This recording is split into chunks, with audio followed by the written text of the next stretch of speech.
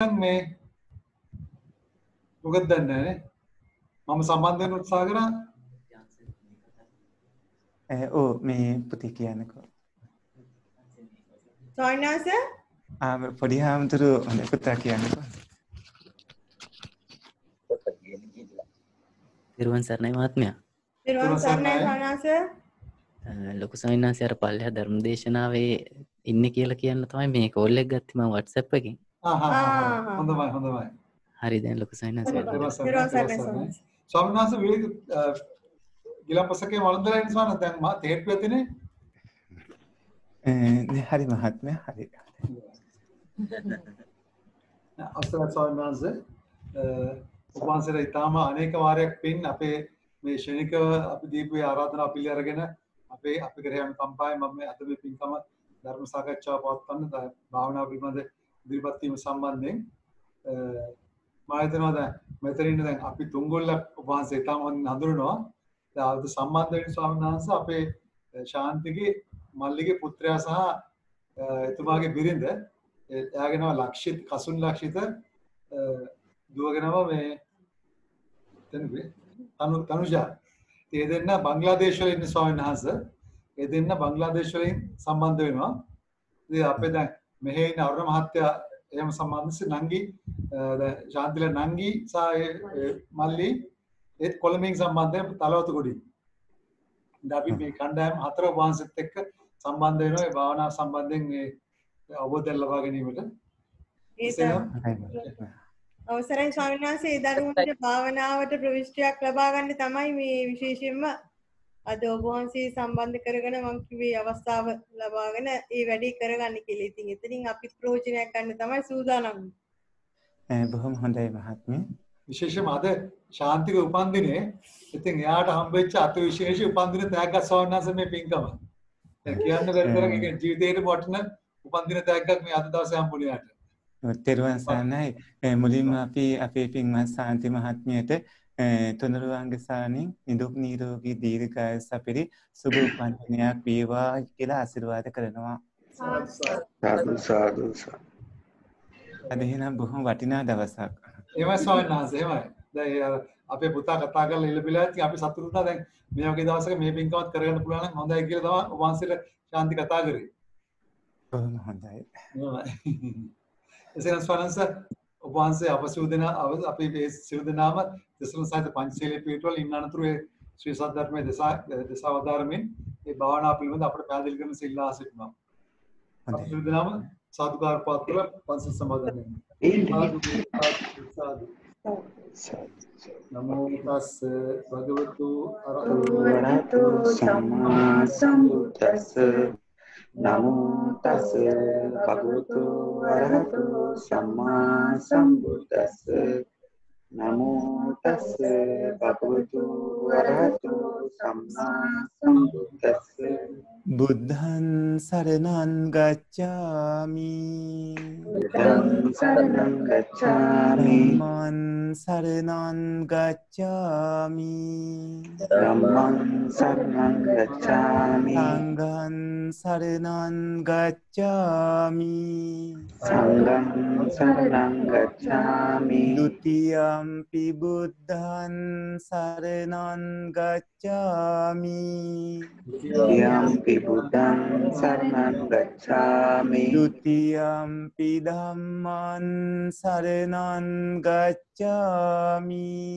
ဒုတိယံ පි ධම්මං සරණං ගච්ඡාමි ဒ ුතියම්පි සංඝං සරණං ගච්ඡාමි ဒုတိယံ පි සංඝං සරණං ගච්ඡාමි තතියම්පි බුද්ධං සරණං ගච්ඡාමි တတိယံ පි බුද්ධං සරණං ගච්ඡාමි තතියම්පි ධම්මං සරණං ගච්ඡාමි တတိယံ පි ධම්මං සරණං ගච්ඡාමි තතියම්පි සංඝං සරණං ගච්ඡාමි တတိယံ පි සංඝං සරණං ගච්ඡාමි තිසරණ ගමනං සම්පුන්නං ආමනන්තේ පානාතිපාතා වේරමණී සික්ඛා සික්ඛාපදං සමාදියාමි පාණාතිපාතා වේරමණී සික්ඛාපදං සමාදියාමි අදින්නාදාන වේරමණී සික්ඛාපදං සමාදියාමි අදින්නාදාන වේරමණී සික්ඛාපදං සමාදියාමි කාමීසු මිච්ඡාචාරා වේරමණී සික්ඛාපදං සමාදියාමි කාමේසු මිච්ඡාචාරා වේරමණී සික්ඛාපදං සමාදියාමි මුසාවාදා වේරමණී සික්ඛාපදං සමාදියාමි මුසාවාදා වේරමණී සික්ඛාපදං සමාදියාමි සුරාමීරය මජ්ජපමාදට්ඨාන වේරමණී සික්ඛාපදං සමාදියාමි සුරාමේරය මච්චපමාදට්ඨාන වේරමණී සික්ඛාපදං සමාදියාමි නීතිසරණ සහිත වූ සහිත වූ පංචශීලය පංචශීලය මාර්ගඵල මාර්ගඵල නිවන් අවබෝධ වීම පිණිසම නිවන් අවබෝධ වීම පිණිසම හේතු වේවා හේතු වේවා ඉසරණේන සද්දින් පංචශීලං ධම්මං සාදුකං සුරක්ඛිතං කତ୍වා අප්පමාදීන සම්පාදේත සාදු සාදු සාදු සාදු සත්පුරුෂේ කරුණාවන්ත ගුණබර පින්වත්නි පින්වත් අපේ ධම්මික මහත්මයා ශාන්ති මහත්මිය ඒ වගේම අරුණ මහත්මයා මහත්මිය මේ සියලුම සත්පුරුෂ මහත්තුරු ලංකාවේ විදේශගතේ බංග්ලාදේශෙමත් ඉන්න ඒ පින්වත් සත්පුරුෂ මහත්තුරුනේ භාවනාව ගැන අහන්නකොට මම මේ කියන කරුණවලට හොඳට අවධානය යොමු කරන්න ඒ වගේම පින්වත් ඔබ කමටහන් කියලා දුන්නට පස්සේ අවසානයේදී ඒ පිළිබඳව නොතේරුම් තැන තිබ්බොත් මගෙන් අහන්න කියලාත් මම මතක් කරනවා. පින්වතුනි භාවනා කිව්වහම එතන භාවීති කුසලයේ ධම්මේ ආසීවති වඩ්ඩේති ඒතායාති භාවනා. ඒ කියන්නේ කුසල ධර්මයන් වැඩිම තමයි භාවනාව කියලා කියන්නේ. ඒක මෙන්න මේ විදිහට තේරුම් ගන්නට ඕනේ. අපේ චිත්තසංතතියේ ලෝභයයි මෝහයයි දෝෂයයි මෝහයත් විතරක් යෙදෙන විදිහේ අකුසල් සිත් 12ක් තියෙනවා. ඒ අකුසල් සිත් ඇති නොවන විදිහට අදෝෂයයි ඒ වගේම අලෝභයයි නැත්නම් අලෝභ අදෝෂ සමෝහ කියන හේතු තුනම මේ විදිහට යෙදෙන විදිහට අපි අපේ චිත්තසංතතිය දියුණු කරගන්නට ඕනේ පුරුදු කරගන්නට ඕනේ. ඒ කියන්නේ අකුසල් ඇති නොවන විදිහට කුසල් ඇතිවන විදිහටත් තියෙන කුසල් වැඩි දියුණු වන විදිහටත් කටයුතු කරන්න ඕනේ. එතෙන්දී අපිට මේ කුසල් ඉපදවීම කරනකොට කුසල් නැති කුසල් උපදවා ගන්න පුළුවන් හිතේ ඒ වගේම තියෙන කුසල් වැඩි දියුණු කරන්න පුළුවන්. එතනදී අපිට භාවනා ක්‍රම දෙකක් හම්බ වෙනවා. ඒ භාවනා ක්‍රම දෙක තමයි සමත භාවනා විදර්ශනා භාවනා කියලා කියන්නේ. සාමාන්‍යයෙන් අද කාලේ සමත භාවනා ගැන වැරදි වැටහීම් බොහෝමයක් අපිට සමාජෙ දකින්න හම්බ වෙනවා. සමහරුන් සමත භාවනා කරන්න ඕන නැහැ වගේ කියනවා. ඒ වගේම ධ්‍යාන උපදවා ගන්න ඕන නැහැ වගේ මත කියනවා. ඒ වුණාට කවුණු ඔක්කොම හොයලා බලලා කටයුතු කරද්දී සමත විදර්ශනා දෙකම නොනැති අයට අත්‍යවශ්‍යයි කියලා පින්වත්නි කවුණු පේන්නේ. මෙතනදී ඔය ඇත්තෝ සමත භාවනා කිව්වහම ඒ සිත දියුණු කරන භාවනා ක්‍රමය කියලා. ඒ වගේම විදර්ශනා භාවනා කිව්වහම ඒ මාර්ගඵල ලබන්න පුළුවන් භාවනා ක්‍රමය කියලා ඒ දෙපැත්තම දැනගන්නට ඕනේ. දැන් සිත දියුණු කරන භාවනා ක්‍රමයේ කවුරු හරි කෙනෙක් කරන්න ගත්තාම එතනදී කමඨහන් 40ක් තියෙනවා. ඒ කමඨහන් 40න් මුලින්ම පුරුදු පුහුණු කරන්න ඕන කිහිපයක් තියෙනවා. ඉන්පස්සේ එක භාවනාවක් ඔස්සේ හිත බොහෝම දියුණු තත්ත්වයකට පත් කරගෙන ධානයත් උපදවාගෙන අභිඥා අනුන්ගේ සිත් කියවීම දෙවියොත් එක්ක කතා කිරීම ඈත සංසාරී පෙර භව බැලීම වගේ බොහෝ කරුණාකාරණා කරන්න පුළුවන් ක්‍රමයක් තමයි සිත දියුණු කරන ධාන භාවනා කියලා කියන්නේ. එතෙන්දී සිත දියුණු කරන භාවනා ක්‍රමයෙන් විදර්ශනාවට යොමු වන තැන් රාශියක් තියෙනවා. අපේ සූත්‍ර පිටකයේ බොහෝ තැන්වලදී බුදු පියාණන් වහන්සේ ගැන දේශනා කළා තියෙනවා. අභිධර්ම පිටකයේත් ඒක මැනවින් විස්තර කරනවා. අපි සිත දියුණු කරන භාවනා ක්‍රමයේදී උපචාර සමාධියේදී එක්ක විදර්ශනාව පටන් ගන්න පුළුවන්. එහෙම නැත්නම් ප්‍රථම ධානයේදී විදර්ශනා භාවනා පටන් ගන්න පුළුවන්. ද්විතීය ධාන, තෘතීය ධාන, චතුර්ථ ධානවලදී හෝ අරූපාවචර ධාන තත්ත්වයකදී වුණත් අපිට විදර්ශනාව ආරම්භ කරන්න පුළුවන්කම ලැබෙනවා. එතකොට කරදරයක් නැතුව, අපහසුයක් නැතුව, අර රාගයේ පීඩාව නැතුව, ද්වේෂයේ පීඩාව නැතුව, මෝහයන්ගේ අකුසලයන්ගේ පීඩාවක් නැතුව සුවසේ විදර්ශනා භාවනාව වඩාගෙන කරගෙන යන්න පුළුවන්කම ලැබෙනවා. සිත දියුණු කරන භාවනා ක්‍රම කරමින් ඒ ඔස්සේ විදර්ශනාවට යමු වුණොත් ඒ අය හඳුන්වන්නේ අපේ බණ පොතේ සමත යානිකයෝ කියලා. ඒ කියන්නේ සිත දියුණු කරගෙන විදර්ශනා භාවනාවට යොමු වන අයට කියන්නේ අපි සමත යානිකයෝ කියලා.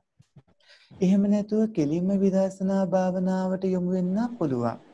කෙලින්ම විදර්ශනා භාවනාවට යොමු වෙනවා නම් ඒත් අපිට අර සමත භාවනාවල බුද්ධානුස්මතිය, මෛත්‍රිය, අසුභ මරණ වගේ භාවනා ක්‍රම ටිකක් වඩලා අපේ චිත්තසංතතියේ කුසල් පවතින විදිහේ පුහුණුවක් ලබාගෙන විදර්ශනාවට යොමු වෙන එක වඩා පහසු වෙනවා. මොකද තරහ යෑම නැති කරගෙන ඒ වගේම අසුබදී සුබ විදිහට දකින ස්වභාවයේ පුරුද්ද නැති කරගෙන භව තණ්හාදී නැති කරගෙන ඒ වගේම සද්ධාදී ඇති කරගෙන ඒ වගේ කුසල් චිත්තසංතතියේ උපදවාගෙන විදර්ශනා භාවනා වඩන්න ගත්තාම මේක පහසුයි. මොකද විදර්ශනා භාවනාව සිත දියුණු කරගෙන පටන් ගත්තත් සිත දියුණු කරගන්නේ නැතිව සාමාන්‍ය තත්වයෙන් පටන් ගත්තත් ඒ පටන් ගන්නකොටම අපි යොමු වෙන්නේ ටිකක් දුෂ්කර තැනකට. මේ තැන විතරයි මුළු විදර්ශනා භාවනා වේදීම දුෂ්කර තැන වෙන්නේ. පටිච්චසමුප්පාද ධර්මයේ කාරණාත් මේ දුෂ්කර තැන පහු කළාට පස්සේ එච්චර අපහසුතාවයකින් තොරව අතිශයින්ම ගැඹුරුයි. නමුත් මේ ගැඹුරු කරුණු අවබෝධ කරගෙන යන්න පුළුවන්. නමුත් පින්වත්නි පටන් ගන්න තැන ටිකක් දුෂ්කර වෙනවා. විදර්ශනා භාවනාව පටන් ගන්න තියෙන්නේ දිට්ඨි විසුද්ධියෙන්. දිට්ඨි විසුද්ධිය කියලා කියන්නේ සත්පුරුෂ පින්වත්නි අපි ආත්මය මම කියලා කතා කරන හිතන ඒ තත්වයේ ඇත්තටම තියෙන දෙයක්ද එහෙම නැත්නම් එතන තියෙන කාරණා මොනවද කියලා හොයාගෙන යන අවස්ථාව. අපි මෙතන ඇත්තටම මම කියලා දෙයක් තියෙනවද ආත්මය කියලා දෙයක් තියෙනවද කියලා බැලුවොත් අපිට පේන්නේ හේතුන්ගෙන් හටගත්ත ගමම්ම නැතුව යන රූප මහ විශාල ගොඩක්. ස්කන්ධය කියන්නේ ගොඩ සමූහයේ රාශිය කියන එකට නමක්. එතකොට රූප ගොඩක් නිසා මෙතන රූපස්කන්ධය කියනවා. වේදනා සංඥා සංකාර විඥානයෝ ගොඩවල් නැත්නම් රාශි විදියට සමූහයන් විදියට තියෙන්නේ. ඒ රූප වේදනා සංඥා සංකාර විඥාන කියලා කියන මේ පංචස්කන්ධය ඒ වගේම ධාතු ආයතන ඉන්ද්‍රියාදී කාරණා ඒ විදිහටම අවබෝධ කරගන්න තැන තමයි විදර්ශනා භාවනාව පටන් ගන්න තැන. එතන ඒ දහම් කාරණාව තීරුම් ගන්නකම් ඒ தත්ත්වය අවබෝධ කරගන්නකම් ඒ தත්ත්වය හරියටම වටහා ගන්නකම් දුෂ්කර වෙනවා. හැබැයි ඒ தත්ත්වය හරියටම තීරුම් ගත්තාම රූපවලදී පඨවි ආපෝ තේජෝ වායෝ වන්න ගන්ධ රස ඕජාදී විදිහට අරගෙන රස කලාපාදී විදිහට රූප කලාප තීරුම් ගත්තාම වේදනාදී විදිහට මේ හන්දිපත් කැක්කුම් කියන කාරණාව නෙමෙයි මෙතන කියන්නේ සෝමනස්ස දෝමනස්ස උපේක්ඛා කියන මේ වේදනාවන් කියලා ඒ සිතේ යෙදෙන අරමුණේ රස විඳීමේ ස්වභාවය කියන කාරණාව තේරුම් ගත්තාම ඒ වගේම සංඥා ස්කන්ධය කියන හඳුනා ගැනීමේ ස්වභාවය වෙන අවස්ථාව කියලා තේරුම් ගත්තාම ඒ වගේම සංඛාරා ස්කන්ධය වෙන්නේ චේතනාව සහ අනිකුත් චෛතසිකයේ යට තියෙන අනිකුත් චෛතසික ධර්ම කියලා තේරුම් ගත්තා. මෙතෙන්දී ඔක්කොම එකට යෙදෙන්නේ නැහැ. එතනදී කුසල හේතු යෙදෙන විදිහට යෙදෙන විදිහත් අකුසල හේතු යෙදෙන විදිහට යෙදෙන විදිහත් ආදී විදිහට ඒ කවණු තේරුම් ගත්තාම ඇහැ කන නාසය දිව ශරීරයේ මනෝද්වාරයේ කියන මේ ආයතන බීතයෙන් හරි සිත් 89න් ලෞකික සිත් 81 ක්‍රමයට හරි ඒ මේ අභිධර්ම ක්‍රමයට හෝ සම්මුති සූත්‍ර දේශනාවල එන ක්‍රමයට හෝ ওই දෙආකාරයේ යම් ක්‍රමයකට සිත ගැන තේරුම් ගත්තාම පින්වත්නි ඔය ස්කන්ධ ධාතු ආයතන ඉන්ද්‍රියයන් මේවා තමයි හේතුන්ගෙන් හටගන්න ධර්මතා.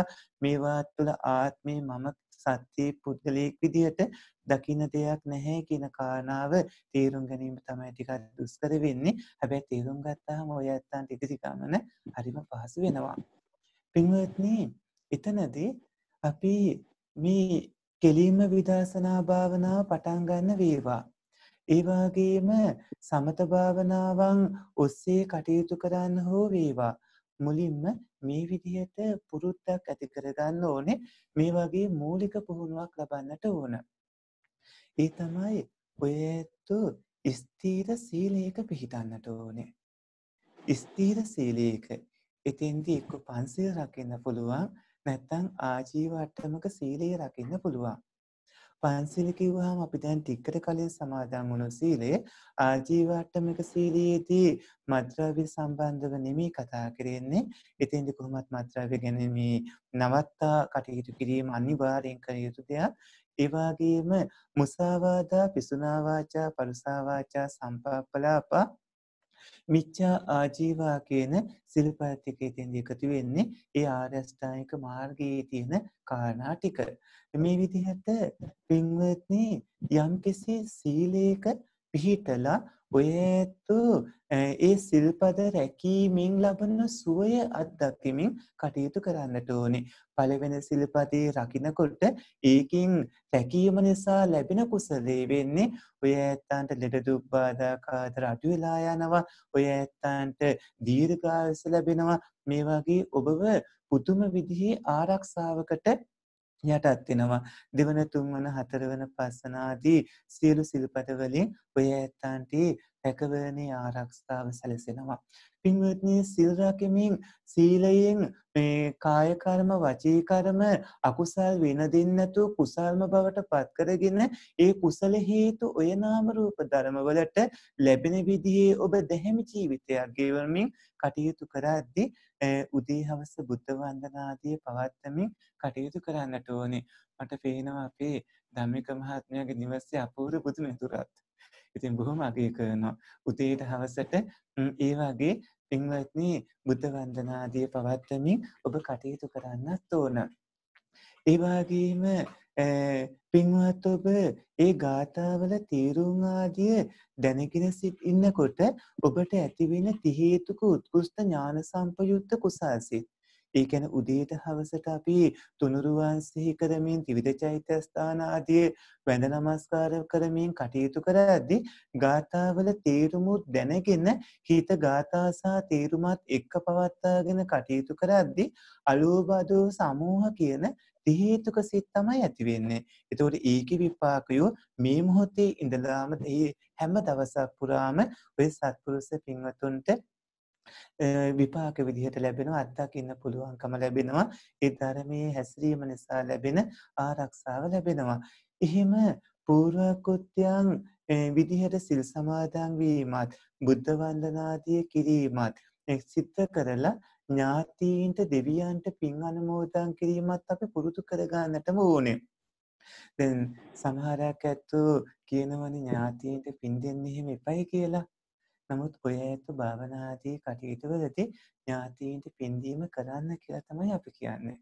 ඒකට හේතුව අපි මේ භවයේ හෝ කලින් භවවල හෝ ඊට කලින් භවවල හෝ බැඳීම් තිබ්බ අය මිය ගිහිල්ලා අද පාදාත්ූපජීවීව උපත ලැබලා ඔය ඇත්තෝ වටා ඔබ ඉන්න තැන්වල ගැවසෙමින් ඉන්නවා නම් හරියට බිම්බිසාර මහරහතුමාගේ ඒ වේලුවන පූජාව කියන ශාසනයේ පින්දීම ආරම්භ වුණු සිද්ධියට අදාළ කාරණාවක් වගේ.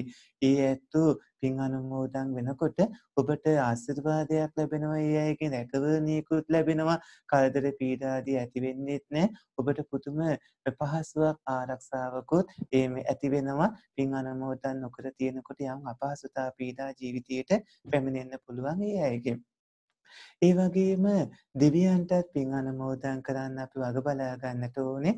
උදේ හවස දෙවියන්ටත් පින් අනුමෝදන් කරනකොට පින්වත්නි අපිට යන්නේන මගතොට කරන කීන් ජීවත් වෙන හැමතැනකදීම අවශ්‍යතාවයක් අනුව ඔය ඇත්තන්ට රැකවරණයේ ආරක්ෂාවක් ලැබේවි. ඒ නිසා දෙවියෝ සරණ යන්න එපා. දෙවියන්ට පින් අනුමෝදන් කිරීම කරන්නට ඕනේ. ඒ වගේම පින්වත්නි භාවනා කටයුතු වෙනුවෙන් අදිස්ථාන කරන්නත් ඕනේ. මාගේ මේ භාවනා කටයුත්ත සර්ව ප්‍රකාරයෙන්ම සාර්ථක වේවා කියලා අදිස්ථාන කරගෙන කටයුතු කරන්නත් ඕනේ. ඒ වගේම දෛනිකව රකින්න සීලය පළුදු වෙන්න දෙන්නේ නැතුව මම සිල්වත් ජීවිතයක් ගෙවනවා කියලා ඔය ඇත්තෝ භාවනා කටයුත්ත පටන් ගන්න කලින් යම්කිසි ප්‍රතිවීක්ෂාවක් මෙනෙහි කිරීමක් අදිස්ථානයක් කරන්නත් ඕන. එතකොට ක්‍රමානුකූලව පින්වන්ත ඔබේ හිත පින්වත්නි කුසල් වලින් ශක්තිමත් වෙවි ඇවිල්ලා සීලේ හින්දා ඒ වගේම පින්වන්ත ඔය ඇත්තෝ වන්දනාමාන කටයුතු කරපු හින්දා ඒ වගේම පින්වත් ඔය ඇත්තෝ අර විදිහට ඥාතීන්ට දෙවියන්ට පින් අනුමෝදන් කරමින් කටයුතු කරපු හින්දා සීලේ මෙනෙහි කරපු හින්දා ඔබ විශාල කුසාසිත රාශියක පින්වත්නි නියරිලා ඉන්නවා. දැන් එහෙම කටයුතු කරමින් ඔය ඇත්තෝ මුලින්ම බුද්ධානුස්සති මෛත්‍රී අසුභ මරණ කියන භාවනා ක්‍රම 4 විනාඩි කීපේ වගේ පුරුදු පුහුණු කරන්න. අපි කියමුකෝ මෛත්‍රී භාවනාව කියලා. මෛත්‍රී භාවනාවේ පියවරවල් කීපයක් තියෙනවා. ඒක සම්පූර්ණ කමටහන තමයි මම වෛර නැත්තේකෙම්මා තරහ නැත්තේකෙම්මා ආදී විදිහට අරගෙන මාමෙන්න මාගේ හිත මිතුරන්ද ආදී විදිහට මැදහතුන් සතුරන් ඇත්නම් ඒ විදිහට ගිහිල්ලා ඊට පස්සේ විහාරස්ථාන මේ විහාරේ මේ ගමේ මේ නගරය ආදී විදිහට මේ රටේ මේ ලෝකෙ විදිහට ඒක සම්පූර්ණ කමටහන තියෙනවා. නමුත් පටන් ගන්න කෙනෙක් ඒ භාවනාව වඩන්නට ඕනේ මෙන්න මේ විදිහට. මුලින්ම මම තරහ නැත්තෙක් වෙම්මා කියලා තමන්ගේ හිත තුළ තරහ ඇතිවීම නැත්තටම නැතිවන විදිහට මම තරහ නැති කරගන්නවා කියන අදිස්ථානයේ ඇතුව තරහව නැතිවන විදිහට පුරුදු පුහුණු කරන්න ඕනේ හිත. එතකොට තරහ යෑම ඇති නොවන විදිහට මම තරහ නැත්තෙක්කෙම්මා කියලා භාවනා කරනකොට පින්වන්ත ඔය ඇත්තන්ට දැනෙනවා සත්පුරුෂ පින්වත්නි තරහව ඔබේ චිත්තසංතතිය ඇති වෙන්නේ නැහැ. ඒක ඔබ විසින් නැති කරගෙන අදිස්ථාන කරගෙන මෙනෙහි කරමින් ඔබ ඒක ඇති නොවන විදිහට යටපත් කරගෙන කියලා. එතකොට මහා විශාල පහසුවක් සුවයක් ඊටාම් සුවදායී ස්වභාවයක් චිත්තසංතතිය තුළින් ඔබට දැනෙනවා. එතකොට මම තරහ නැත්තේක්ෙමි කියලා ඔය ඇත්ත කිහිප විටක් මෙනෙහි කරමින් ඒ බව හොඳට ප්‍රත්‍යක්ෂ කරගෙන තරහ නැති බව තහවුරු කරගන්නට ඕනේ. එතකොට ඔය ඇත්තන්ගේ තරහ නැතිවීම නිසා ඇති වුණු මෛත්‍රිය ඇති වෙලා ඊට පස්සේ මම වෛර නැත්තේක්වෙම්මා වෛර නැත්තේක්වෙම්මා වෛර නැත්තේක්වෙම්මායි කියලා පින්වත් ඔය ඇත්තෝ ඔබේ චිත්තසංතතිය තරහව සම්බන්ධව කළා වගේම වෛරේ නැතිවීම උදෙසා කටයුතු කරන්නට ඕනේ. මුලින්ම වෛර නැත්තේක් වෙම්මා කියලා කටයුතු කරලා දෙවනියට තරහ නැත්තේක් වෙම්මා කියලා කටයුතු කරන එකයි වඩා සුදුසු. එතෙන්දී වෛර නැත්තේක් වෙම්මා කියලා කටයුතු කරද්දී ඔබේ චිත්තසංතතිය තුළ වෛරයක් කියලා දෙයක් ඇති නොවන විදිහටම හොඳ පුහුණුවක් ඇති වෙනවා. එතකොට වෛරය නැති වෙනවා. වෛර ස්වභාවයක් ඇති වෙන්නේම නෑ කුමන කරුණක් නිසාවත්. එහි බව ඔබට හොඳට දැනෙනකොට ඇතිවන සුවයත් එක්ක මම වෛර නැත්තේක් වෙමි වෛර නැත්තේක් වෙමි වෛර නැත්තේක් වෙමි කියලා මෙනෙහි කරන්නට ඕන. ඉන්පස්සේ ඔය ඇත්තෝ මම දුක් පීඩා නැත්තේක් වෙම්මා දුක් පීඩා නැත්තේක් වෙම්මා දුක් පීඩා නැත්තේක් වෙම්මා කියලා චිත්ත සන්තතිය තුළ ඒ දුක්ඛ දෝමනසාදී නැතිවන විදිහට පින්වත්නි පුරුදු පුහුණු කරමින් ඒම වඩමින් ඒ තහවුරු වුණාට පස්සේ ඔය ඇත්තෝ මම දුක් පීඩා නැත්තේක් වෙමි දුක් පීඩා නැත්තේක් වෙමි කියලා පින්වත්නි භාවනා වඩන්නට ඕනේ. ඉන්පස්සේ හතරවෙනි පියවර තමයි මම බිය වූතුරු නැත්තේක් වෙම්මා බිය වූතුරු නැත්තේක් වෙම්මා බිය වූතුරු නැත්තේක් වෙම්මා කියන එක ඒ විදිහට පුරුදු පුහුණු කළාම මම බිය වූතුරු නැත්තේක් වෙමි කියලා ඔය ඇත්තෝ ඒ තහවුරු කරමින් භාවනා වඩන්න ඕන. මෙහෙම කටයුතු කරනකොට මේ පළවෙනි පියවර අහං අවීරෝ හෝමි අභ්‍යාපච්චයෝ හෝමි අනීගෝ හෝමි සුඛී අත්තානම් පරිහරාමි කියන මේ පළවෙනි පියවර තමයි පුරුදු කළේ. ඒ පළවෙනි පියවර පුරුදු කරද්දී ඔය ඇත්තන්ගේ චිත්ත සන්තතිය තුළ පින්වත්නි අකුසල් සිතට මුල් වෙන ඒ තරහව නැතිවීමෙන් මේ ඒ වාගේම වෛරාදී නැතිවීමෙන් ඒ වාගේම දුක් පීඩා බියජනක ස්වභාවයන් නැතිවෙමින් මෛත්‍රිය බොහෝම බලවත් වැඩෙන්න පටන් ගන්නවා. ඔය විදිහට පුරුදු පුහුණු කළාම මෛත්‍රී භාවනාවේ ඊළඟ දෙවෙනි පියවරට යොමු කරනවා. දෙවෙනි පියවර පින්වත්නි වෙනම අපි කියා දෙන්නම්. මේ පළවෙනි පියවරේ කොටස් හතරක් තියෙනවා. ඒ පළවෙනි පියවරේ කොටස් හතරෙන් පළවෙනි කොටස තමයි මම වෛර නැත්තේක් වෙම්මා දෙවෙනි කොටස තමයි මම තරහ නැත්තේක් වෙම්මා තුන්වෙනි කොටස මම දුක් පීඩා නැත්තේක් වෙම්මා හතරවෙනි කොටස මම බිය වූතුරු නැත්තේක් වෙම්මා පළවෙනි පියවරේ කොටස් ටික ඊපස්සේ දෙවෙනි පියවරේදී තමාගේ හිතවතෙක් අරමුණු කරගෙන මෛත්‍රිය පුරුදු පුහුණු කරන්නට ඕනේ. ඒකට යන්න මේ කටයුත්ත කරලා මේ මෛත්‍රිය ඇති කර ගන්නට ඕනේ. එතකොට මෛත්‍රී භාවනාව වඩලා ඒ සුවය අත්දැකීමෙන් පින්වත්නි ඊට පස්සේ කරන්නට ඕනේ බුද්ධානුස්මතිය ටික වෙලාවක්. ඒ සද්ධාව ඇති වෙනවා.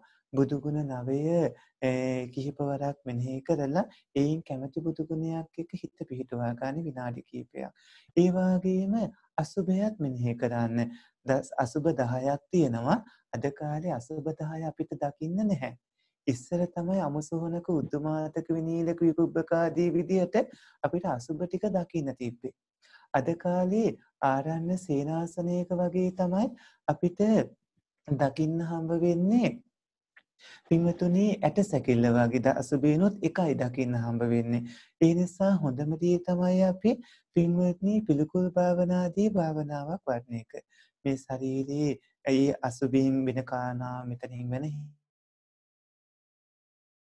ආදී විදිහට මෙනෙහි කරමින් තියෙන කුණපයන් ගැන බලනකොට මෙනෙහි කරනකොට පින්වත්නි අපිට පිළිකුල් ස්වභාවය වර්ධනය වෙනවා. එතෙන්දී අපි මෝහයෙන් වැහෙන එක අඩු වෙලා අවම වෙලා යනවා.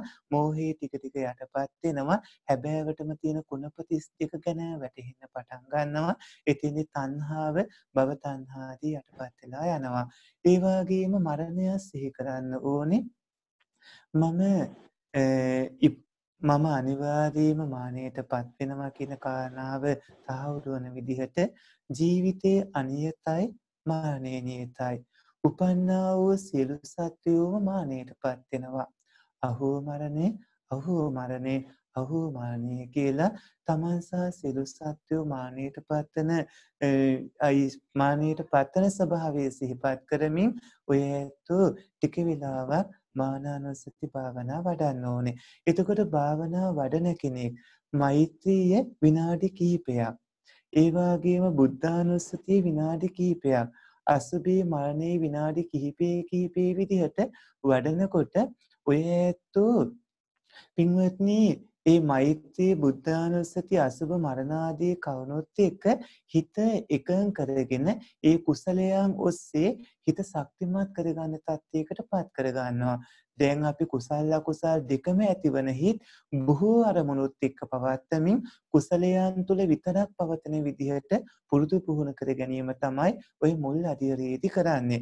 ඉන්පස්සේ අපි කුසලයන් බොහෝ අරමුණුත් එක්ක තිබුණු තත්ත්වය අඩු කරලා අකුසල වලින් මුදවාගෙන කුසලයන්ට හිත පුරුදු කරගෙන ඉන්පස්සේ බොහෝ කුසල අරමුණු වල හිත අසුරූපයක අඩු කරලා ඉන්පස්සේ එක භාවනාවකට එන්නට ඕනේ. මේ වෙනකොට ඔය ඇත්තන්ගේ ශරීරත් ඒකට සුදුසු විදියට හැඩගැහෙනවා. දැන් මෙච්චර කාලයක් ශරීර පුරුදු වෙලා තියෙන්නේ ඇවිදගෙන සිටගෙන ඒ වගේම නිදාගෙන ඉන්න විවිධ ඉරියව් වලටනේ. භාවනා කරනකොට ඉරියව් හතරක් තියෙනවා. ඉරියව් හතර තමයි එකක් වාඩි වෙලා කරන භාවනාව, අනිත් එක නිදාගෙන කරන භාවනාව, අනිත් එක සිටගෙන හෝ අනික සක්මන් කරමින්. ඔය ඉරියව් හතර තමයි භාවනාවේදී අපි ගන්නෙ. සාමාන්‍ය ඉරියව් හතර. එතනදී වාඩි වෙලා කරන ඉරියව්ව තමයි මෙතෙන්දි ප්‍රධාන වශයෙන් අපට උපකාර වෙන්නේ. පරියන්කයෙන් වාඩි වෙලා ඉන්න ඉරියව්ව. එතනදී පරියන්කයෙන් වාඩි වෙලා ඉන්න හැමෝටම පුළුවන් කමක් නැහැ මුල් අවස්ථාවේදී. මොකද ශරීරයේ ඒ හන්දි ඒ විදිහට නැමිලා තියෙන පුරුදු වෙලා නැති හින්දා. අපිට බොහෝ වෙලාවට වෙන්නේ අර විනාඩි කිහිපයක් යනකොට අර නැමිලා තියෙන තැන් වලින් කැක්කුම් වේදනා ඇතිවන එක. දින කිහිපයක් යද්දි තමයි ඒක පුරුදු වෙන්නේ. ඒ නිසා මුල් වෙලාවේදී භාවනා කරන්න පටන් ගත්තී බොහෝ වෙලාවක් ගන්නෙ නැතුව ඉන්න වග බලා ගන්නට ඕනේ සිතයි ශරීරයයි ඒකට හුරු වෙනකම්. සිතයි ශරීරයයි හුරු වෙනකම් කොයි වෙලාවකවත් විනාඩි 10කට 15කට වඩා වැඩි කාලයක් ගන්න හොඳ නැහැ. ඉන්පස්සේ පුරුදු වීගෙන එනකොට සිතත් දමනය වීගෙන පුරුදු පුහුණු වෙනකොට ශරීරයත් ඒ ඉරියව්වට පුරුදු පුහුණු වෙමින් ටික හුරු වෙමින් එනකොට තමයි අපි කාලය වැඩි කරගන්න කියලා දෙන්නේ. එතකොට ඔය ඇත්තන්ගේ චිත්තසංතතිය බොහොම සමබරව කුසලයන්ගෙන් පිරීලා පින්වත්නි බොහෝ වේලාවක් භාවනා කරන ප්‍රධාන භාවනාවකට යොමු වෙන්න පුළුවන්. සමහර විට ප්‍රධාන භාවනාව ඔය ඇත්ත මේ පුරුදු කරපු බුද්ධානුස්සතිය, මෛත්‍රී, අසුභ මරණ ආදීන් එකක් වෙන්නම් පුළුවන්. හැබැයි මේ භාවනාවලින් යන්න පුළුවන් දුර ප්‍රමාණයක් තියෙනවා. සමහරලාට ඔබ ප්‍රධාන භාවනාව කෙලින්ම මේ භාවනාවට විදර්ශනා භාවනාව වෙන්න පුළුවන්. එහෙම නැත්නම් ආනාපාන සති වගේ භාවනා ක්‍රමයක් වෙන්න පුළුවන්. ඉතින් ඊළඟ කරුණ ටික කියන්න කලින් ඔය පින්වතුන් මේ ගැන යම් සාකච්ඡාවක්, යම් කවුණු විමසීමක්, අදහස් විමසීමක් තියෙනවා නම් කිව්වොත් හොඳයි කියලා අපි හිතනවා. නොතේන තැනක් හෝ යමක් තියෙනවා නම් අහන්න.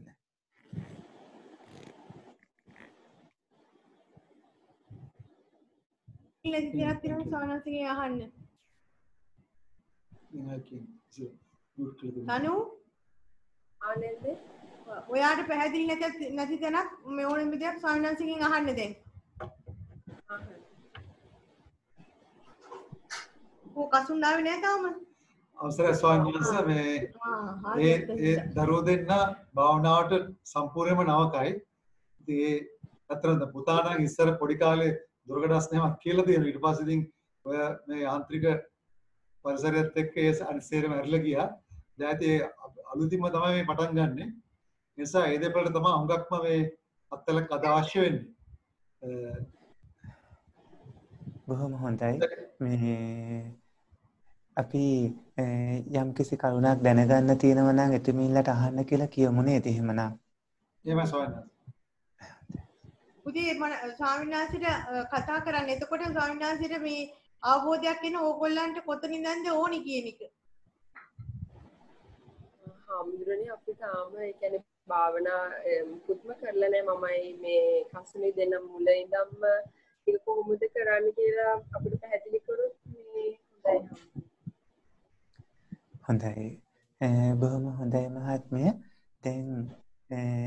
දැන් ටිකකට කලින් කිව්ව විදිහට පූර්ව කෘත්‍යයන් කටයුතු සිදු කරමින් මුලින්ම සීලයක පිහිටලා පූර්ව කෘත්‍යයන් කටයුතු සිදු කරමින් බුද්ධානුස්සති මෛත්‍රී අසුබ මරණ කියන භාවනා හතර පුරුදු පුහුණු කිරීම තමයි මූලිකව පටන් ගන්න කෙනෙක් කරන්න ඕන. වඩාම සුසු දේ ඒක. මූලික භාවනා පටන් ගන්න කෙනෙක්. ඊට පස්සේ ඒකේන බොහෝම දියුණුවට යන භාවනා ක්‍රම වලට අපි පුරුදු කරනවා. විශේෂයෙන් හිත දියුණු කරන ධ්‍යාන භාවනා ක්‍රමයකට යොමු කරන්න පුළුවන්. චෛත ස්වභාවයට ගැලපෙන විදිහට. ඒ වගේම අපි යොමු කරන්න පුළුවන් සමහරලාවට විදර්ශනා භාවනා ක්‍රමයට. ඒ විදර්ශනා භාවනාවට හෝ මේ සිත දියුණු කරන ධ්‍යාන භාවනාවට හෝ යන්න පුරුදු පුහුණු කරන්න කලින් මේ පූර්ව කෘත්‍යයන් ටිකයි බුද්ධානුස්සති මෛත්‍රී අසුබ මරණාදී භාවනා කිරීමත් බොහොම අත්‍යවශ්‍ය වෙනවා. එතකොට තමයි ගුරුවරු විදිහට අපිට දැනගන්න පුළුවන් වෙන්නේ පෙර සංසාරේ ගොඩක් භාවනා කරලා තියෙන අයද.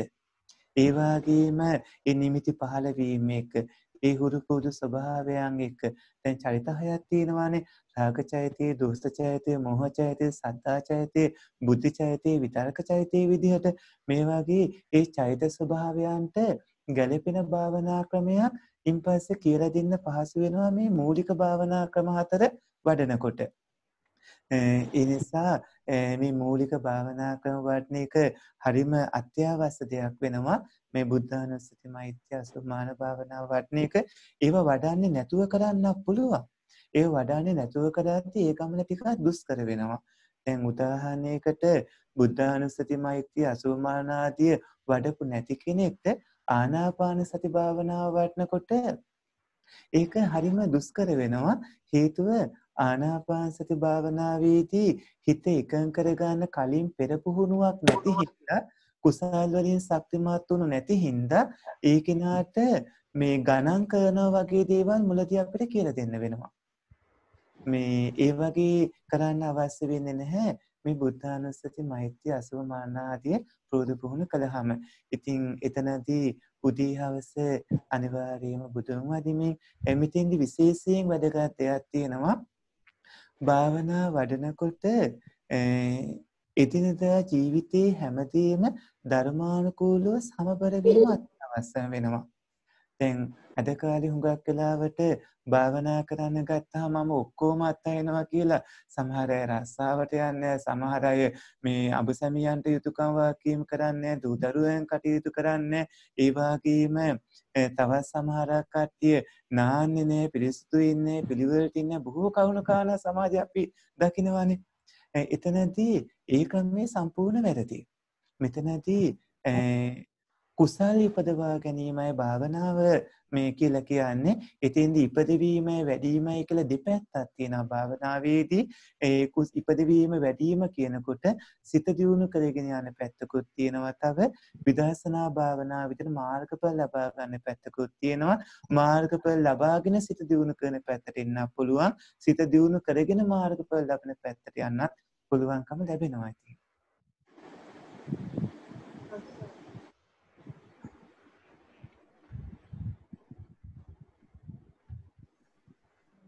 හැමෝම භාවනා කටයුතු ආරම්භ කරමු නේද? එහෙමයි ස්වාමීන් වහන්සේ. වහන්සේ බොහොම පැහැදිලිව මේ විස්තර කර දුන්න අපි අහලා ඉනවා තව වැඩි දියුණු කරා වහන්සේ. වහන්සේට පිං සිද්ධ වේවා. ඒ වගේම ශරීරය වියපත් වෙනකොට අපිට සිහි කල්පනාවත් අඩු වෙනවා. අතපය ටික ටික දුර්වල වෙනවා. ඒ වගේ වාඩි වෙලා ඉන්නත් බැරි තත්යකටපත් වෙනවා.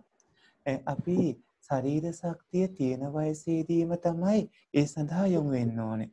මම පැවිදි වෙලා අවුරුදු 26ක් වෙනවා. එතකොට පුංචි කාලේ පැවිදි වුණේ. එතකොට මේ අපි ගොඩාක් සතුටු වෙනවා ආපු ගමන ගැන. ඉතින් ඔය සත්පුරුෂයොත් වයසට යන්න කලින් අදම මේ කටයුතු කරගන්න වග බලා ගන්නට ඕනේ.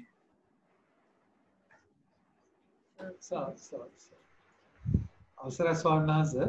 දැන් අපි බුද්ධ වන්දනාව කිරීමෙන් අනතුරුව අපි දැන් දැනට මම කරන්නේ දැන් නමාමි බුද්ධං ගුණසාගරන්තන්ගේ ඒ ගාථාව කියලා ඊට පස්සේ තමයි මම භාවනා කරන්න ආරම්භ කරන්නේ. ඉතින් අතන දැන් මම හිතනවා වර්ධ තැනකින් පටන් ගන්න තියෙන මම මුලින්ම කරේ බුද්ධානුස්සතිය තමයි මම ඊට පස්සේ මෛත්‍රී භාවනාව ඊළඟට අසුභය නම් වැඩි වෙන්නේ නැහැ ස්වාමීන් වහන්සේ ඊළඟට ආනාපාන සතිය තමයි මම ඒ කරගෙන ගිය පිළිවෙල. ඒ පිළිවෙලේ වරදක් නැහැ. දැන් සමහර අයට අපි මෛත්‍රිය කියනවා ආධුනික අයට මොකද බහුල වශයෙන් තරහව හිතවල නිතර තියෙන ස්වභාවයක්නේ කේන්ති යන ගතිය. නමුත් බුද්ධානුස්මතියෙන් පටන් ගැනීම වඩා හොඳයි. ඉතින් සද්ධා මතුවීගෙන කටයුතු සිද්ධ වෙනවා. එතනදී සිල් සමාදන් වීමත් තුනුරුවන් වන්දනා කිරීමත් සිදු කරලා නමාමි බුද්ධං ගුණසාගරන්තං ආදී ගාථාත් කියලා ඉන්පස්සේ ඥාතීන්ට දෙවියන්ට තෙරුවන් කමා කරවාගෙන ඥාතීන්ට දෙවියන්ට පින් දීලා භාවනාව පටන් ගත්තොත් ගොඩාක් හොඳයි.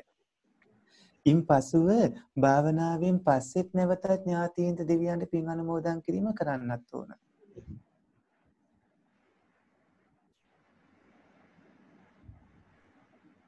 බොහොම හොඳයි ධම්මික මහත්මයා. මේ විදිහට ප්‍රශ්න අහනකොට මේ අනිත් අයට ගොඩාක් ඒක උපකාර වෙනවා. ලක්ෂී පුතේ ස්වාමීන් වහන්සේගෙන් අහලා දැනගන්න තියෙන දේවල් දැනගන්න මොකද ඔයාලා දෙන්න කිසිම වෙලාවක කිසිම ප්‍රශ්නයක් මේ මෝඩ ප්‍රශ්නයක් පොඩි ප්‍රශ්නයක් කියලා ගන්න නැහැ. මූලික දේවල් නම් ස්වාමීන් වහන්සේගෙන් අහලා දැනගන්න. මොකද ඔයාලා තමයි වැඩිම මේ ගමන යන්න ඕන කට්ටිය. අපි කවුරුත් ඒ වගේම හැබැයි ඔයාලා ආරම්භ කරන්න එපා දැන්.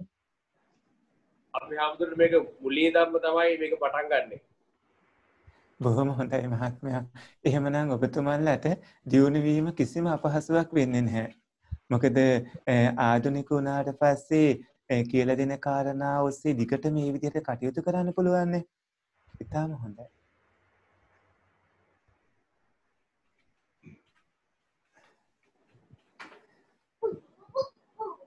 ඒ දෙපළම උත්සාහ කරමයි තනි පුත්‍රයාව නිදි කරගන්න හරි කියන එක මේ.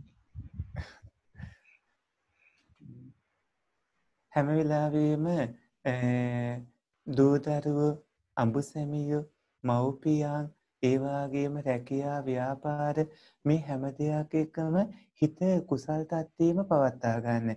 ඒව පින්කම් වෙනවා.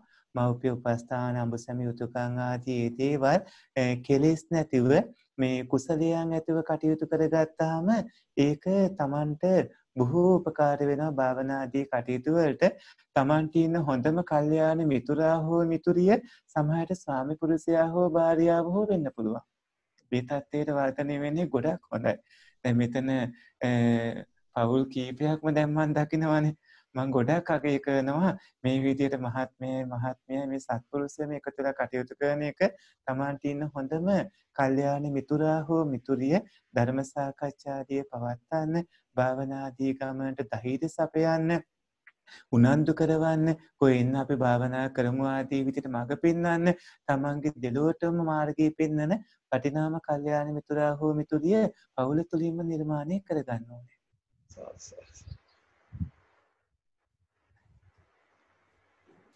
අවසරයි ස්වාමීන් වහන්සේ. ගැටලු කීපයක් තියෙන සාමාන්‍යයෙන් භාවනාවක් කරන්න පටන් ගන්නකොට පසුබිම සාමාන්‍යයෙන් උදේ වරුවේ බාධක අඩු වෙලාවක් එහෙම තෝරා ගැනීමේ අවශ්‍යතාවයක් තියෙනවද කියන එකක්. ඊළඟට අනිත් එක තමයි ස්වාමීන් වහන්සේ හිත කොච්චරුණත් අපි භාවනා කරන්න උත්සාහ කරනකොට හිත විසිරෙනවනේ. ඒ වගේ වෙලාවට හරිම අමාරුයි ඇත්තටම ඉතින් පාලනය කරගන්න ස්වාමීන් වහන්සේ. ඒ වගේ වෙලාවට මොන වගේ උපක්‍රමයක්ද පාවිච්චි කරන්න ඕනේ හිත එක තැනකට ගේන්න? බොහොම හොඳයි මහත්මයා. භාවනා කරනකොට එතන වෙලාව ගොඩක් බලපාන කාරණාවක්. ඒ විශේෂයෙන්ම සියලුම බුදු පියාණන් වහන්සේලා බුද්ධත්වයට පත් උනේ උදේ අරුණ වෙලාවෙදී. එතකොට උදෑසන අපි හතරින් පස්සේ වගේ වෙලාව භාවනා දියුණුවට ගොඩක් මහෝපකාරී වන වෙලාවක්. උදෑසන 4න් පසු වගේ තියෙන වෙලාව. ඒ වගේම රාත්‍රියත් බොහොම හොඳයි. ඊට අමතරව ගෙවල් දොරවල් වල කටයුතු තියෙන සහ සද්දබද්ද තියෙන වෙලාවක හිත එකඟ කරගන්න අපහසුයිනේ. වෙලාව තෝරගන්න ඕනේ තමන්ගේ පවුලේ ඉන්න අන්‍යයන්ට බාධාවක් නොවෙන්න. ඒ වගේම තමන්ගේ හිත එකඟ වෙන හැකියාව ව්‍යාපාර සහ දෛනික ජීවිතයේ දේවල් වලට බාධාවක් නොවන විදිහේ හිත මගේ හිත එකඟ වෙන්නේ මේ වගේ වෙලාවක කියලා දැනෙන වෙලාවට තමයි ඒක කරන්න ඕන. ඒ වගේම භාවනා කරන ස්ථානයේ සම්බන්ධවත් එහෙම තියෙනවා. භාවනා කරන ස්ථානයේ සමහරුන්ට තමන්ගේ ඇඳේ ඉඳන් භාවනා කරන්න පුළුවන්. සමහරුන්ට එහෙම බෑ ඇඳේ ඉන්නකොට තින මිද්දේ නිදිමත ස්වභාවය මතුවෙන්න ගන්නවා. එහෙම වුණාම බුදුමැදුර ළඟ වගේ සමහර අයට පුළුවන්. සමහර අයට එහෙම බෑ. සමහරට ගෙදරම තියෙන නිදහස් යම්කිසි තැනක් වෙන්න පුළුවන්. ගේ ඇතුළෙම ඒ සුදුසු තැනක් සුදුසු විදිහට දැනේවි මගේ මේ සිතට මේ ගැළපෙන්නේ මේ වෙලාවේ මේ වගේ තත්වයක් කියලා. ඒ දැනෙන තැන මේ දැනෙන ස්වභාවය අනුව අපේ පින්වතුන් තැන තෝරගන්නත් ඕනේ, වෙලාව තෝරගන්නත් ඕනේ. වෙලාව වඩාම සුදුසු තමයි කවුරුත් නැති නිස්සබ්ද නිස්කලංක උදේ වරුව වගේ වෙලාව රාත්‍රියත් ඒකට බොහොම හොඳයි. සන්නස හිත විසිරෙන ගතිය පාලනය කරගන්න එකට වඩා සුදුසුයි ආනාපාන සති වගේ භාවනා ක්‍රම, ඒ වගේම පිරිස් සජ්ජායනා කිරීම, ඒ වගේම බුද්ධ වන්දනාදී කියනකොට ටිකක් හයියෙන් කියමින් ඒ ඔස්සේ හිත එකඟ කරගන්න පුරුදු කරගැනීම වගේ කාරණා. විශේෂයෙන්ම පිරිස් සජ්ජායනා කරනකොට අපිට හිත වෙනත් අරමුණු වලට යන්නේ නැතුව ඒ ඔස්සේම තියාගන්න යම් උත්සාහයක් ගන්නවානේ. ඒක පුරුදු පුහුණු වෙනකොට හිතේ විසිරෙන ස්වභාවය නැතුව යනවා. මේ නොසන්සුන්කම කියන මේ උද්දච්චය නැත්නම් උද්දච්ච කුක්කුච්ච කියන නොසන්සුන්කම හා පසුතැවීමට නමක්. මේ නොසන්සුන්කම හා පසුතැවීම නැති කරගන්නට ඕන අනිවාර්යයෙන්ම දියුණුව ලබන්න. ඒකට පිරිස් සජ්ජායනා කරනවා වගේම ධර්මයේ නැවත මෙනෙහි කිරීම වගේ කාරණා කරන්න ඕනේ. දැන් භාවනාදී කරද්දී හිත ඇහැ කන නාසය දිව ශරීරය ආදී අරමුණු වල යෑම වැඩි වශයෙන් වෙනවා නම් හිත වෙනත් මොන හරි අරමුණක් හරි ගන්න උත්සාහ කරනවා නම් එකඟ කරගන්න බැරි නම් අපි ධර්මයේ මෙනෙහි කිරීම, ජාතක කතා මෙනෙහි කිරීම වගේ කරුණු කරමින් හිතට පුහුණුව ලබා දෙන්න ඕන. යම් අපේ මේ අනසකය ඇති නැත්නම් අපේ පාලනයේ යටතේ අපිට ඕන කරන දහම් කාරණාවක වැඩි වශයෙන් හැසිරෙන්න පුළුවන් විදිහට. එහෙම කටයුතු කළාම හිත මේ නොසන්සුන් වන ගතිය යටපත් වීගෙන බොහෝම සංසුන් තැන්පත්කමක් වේවි. ආනාපාන සති භාවනාව ඒකට ගොඩක් උපකාර වෙනවා.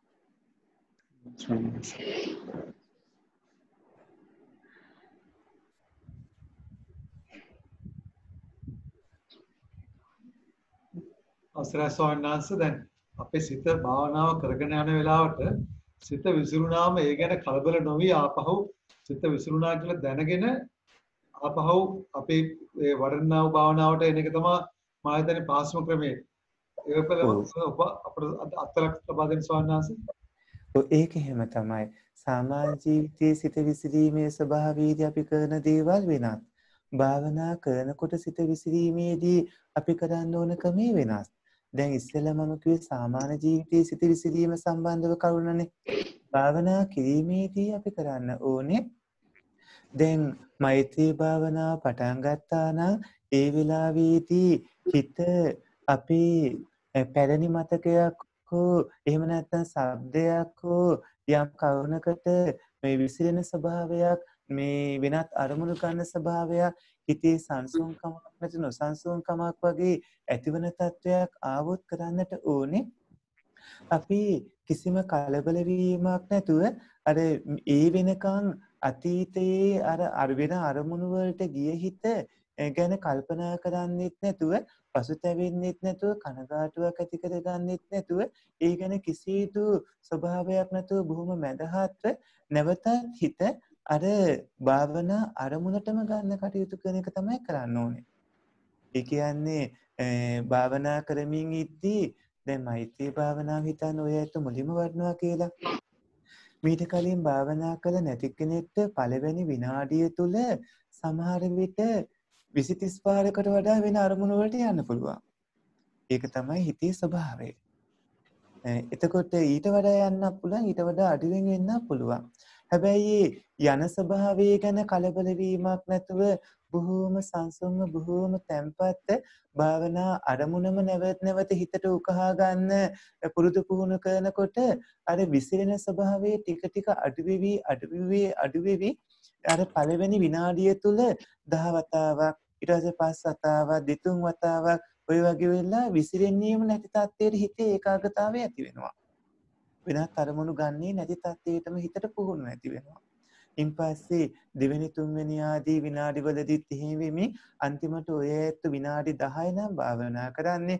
ඒ විනාඩි 10ක කාල සීමාව තුළදී හොඳට හිත භාවනා අරමුණේම තියාගන්න පුළුවන් විදිහේ සමාධියක් ඇති වෙනවා. ඒ ඇතිවන සමාධිය තව වැඩිමින් දියුණු වීගෙන යනකොට තමයි නිමිති පහළ වීම වෙන්නේ ඒ භාවනාවේ හැටියට. අවසරයි ස්වාමීන් වහන්සේ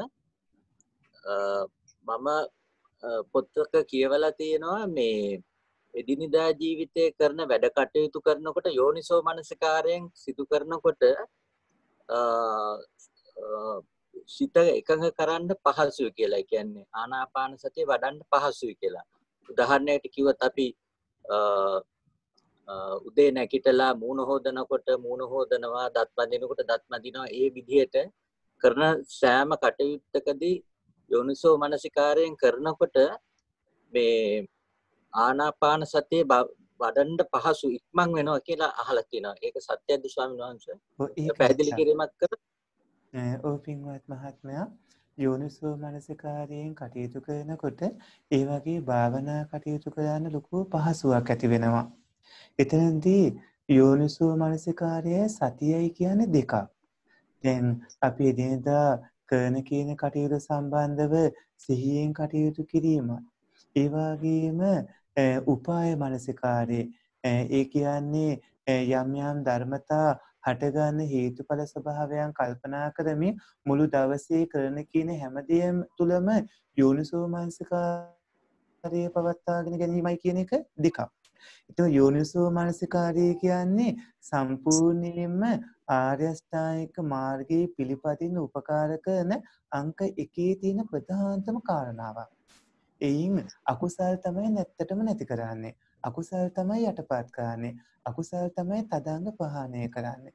මෙතන නැත්තටම නැති කරනවා කියන වචනේ කිව්වේ සමුච්ඡේද ප්‍රහාණයට නෙමෙයි තදංග ප්‍රහාණයට. තදංග ප්‍රහාණය කියන්නේ කුසලයක් මතු කරනකොට අකුසලයක් නැති වෙලා යනවනේ. එතකොට යෝනිසෝ මනසිකාරයෙන් වෙන පින්වත් මහත්මයා කුසල් මතු කරන එක. කුසල් මතු කරමින් සාමාන්‍ය ජීවිතයේ කුසලයේ හිත පවත්වාගෙන යද්දී ඒ උපාය මනසිකාරයේ හින්දා නුවණින් කවුරු විමසා බලන හින්දා ඒ කෙනාගේ චිත්තසංතතිය හොඳට හැඩගැහෙනවා කුසලයට. ඒක හරියට බුද්ධානුස්සති මෛත්‍රී අසුව මරණාදී පූර්වකෘත්‍ය භාවනාවන් වඩලා මේ ප්‍රධාන භාවනාවකට යොමු වෙනවා හා සමාන ආනිසංස විපාක ලැබෙන කාරණාවකුත් වෙනවා.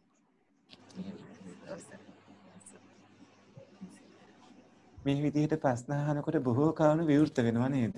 එහෙමයි ස්වාමීන් වහන්සේ. එදත් ස්වාමීන් වහන්සේ මම වහන්සේගේ පළවෙනි සාකච්ඡා දවසේ ඒ ප්‍රශ්න අහුව ස්වාමීන් වහන්සේ අපිට හුඟක් වෙලාවට මේ සතිය සම්මා සතිය සහ යෝනිසෝ මනසිකාරය කියන දෙක අපි හුඟක් පටලවා ගන්නවා ස්වාමීන් වහන්සේ. මොකද දැන් අපි ඒ වචනේ නూరు බවකුත් තියෙන යෝනිසෝ මනසිකාරය කියන සතිය කියන එක තරමක් කිට්ටුයි තරමක් පුහුණුවක් තියෙනවා. ඒක නිසා තමයි මේ විශේෂයෙන් මේක මම පැහැදිලි කරගන්න ඇහුවෙත් ඔබ වහන්සේගෙන් බොහොම හොඳයි මහත්මයා. ඉතින් සතිය කිව්වහම සතර සතිපට්ඨාන සිහිය යෝනිසෝ මනසිකාරය කිව්වහම නුවණින් විමසා බැලීම උපාය මනසිකාරය. ඒ විදිහට අපි දහම් කරුණු නැවත නැවත සාකච්ඡා කරමින් ධර්මාබෝධය ලබනකොට මේ අපිට මේ නුවණින් විමසා බලන හැකියාව වැඩි වෙනවා. දැන් මේ වගේ ධර්ම සාකච්ඡාදී පවත්වනකොට එතෙන්දි වෙන්නේ පරතෝഘോഷයක්නේ. ධර්මයේ අහුම්කන් දීමක්, ධර්මයේ දැනීගෙන ගැනීමක්නේ. ධර්මයේ දැනීගෙන ගත්තට පස්සේ අපිට නුවණින් විමසා බලන ක්‍රමයේ දැනගන්න පුළුවන්කම ලැබෙනවා. බොහොම හොඳයි මේ විදිහට ප්‍රශ්න අහන එක.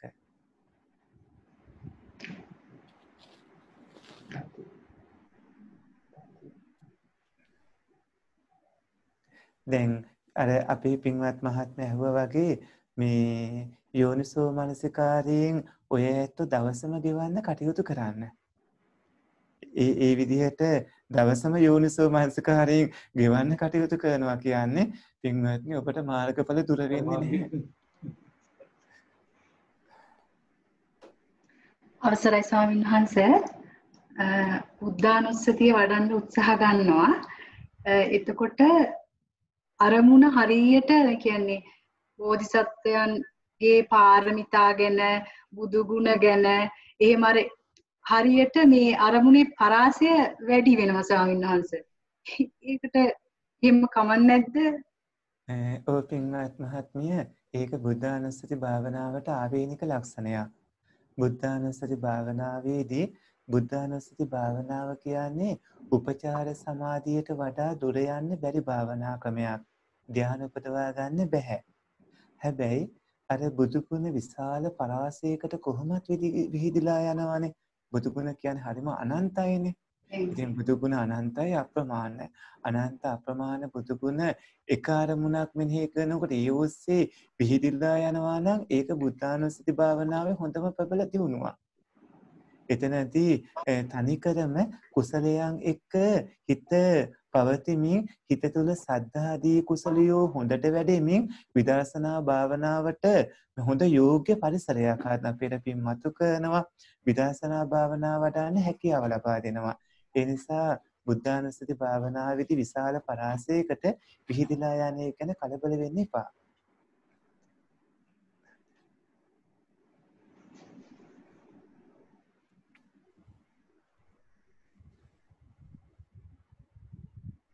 තවත් ප්‍රශ්නයක් තියෙනවා ස්වාමීන් වහන්සේ.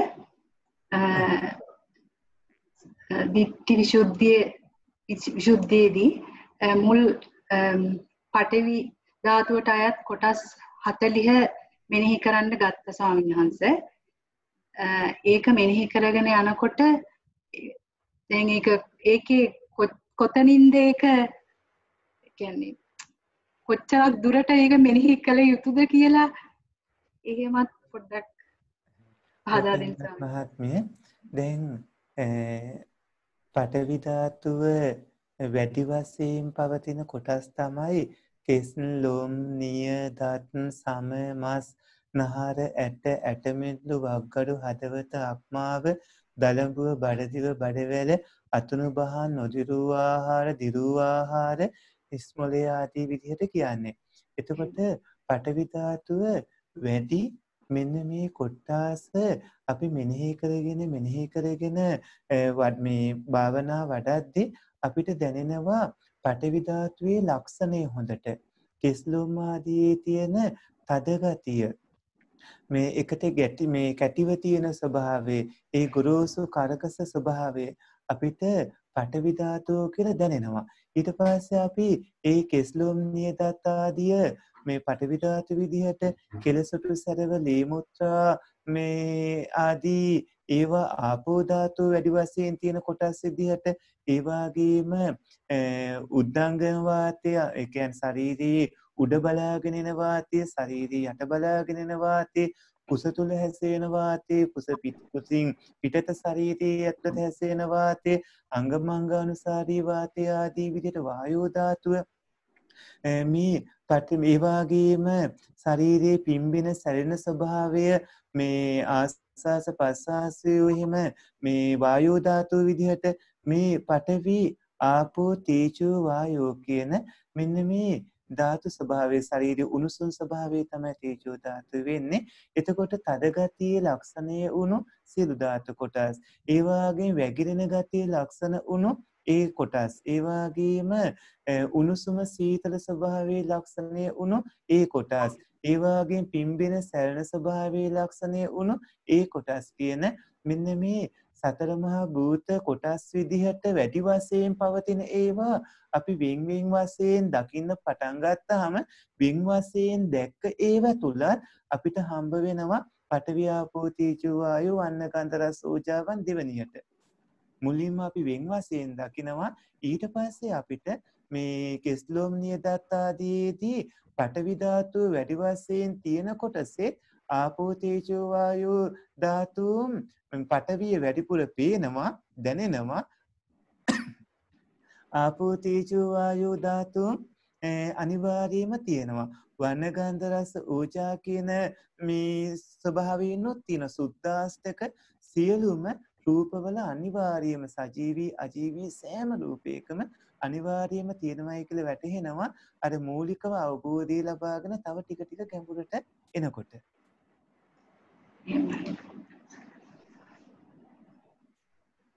මං කිව්වේ ditthi visuddhiය තමයි ටිකක් දුෂ්කර තැන කියලා. එහෙමයි ස්වාමීන් වහන්සේ. නමුත් ඔය හැත්තන්ට පුළුවන් කලන ඒවා කටයුතු කරගන්න.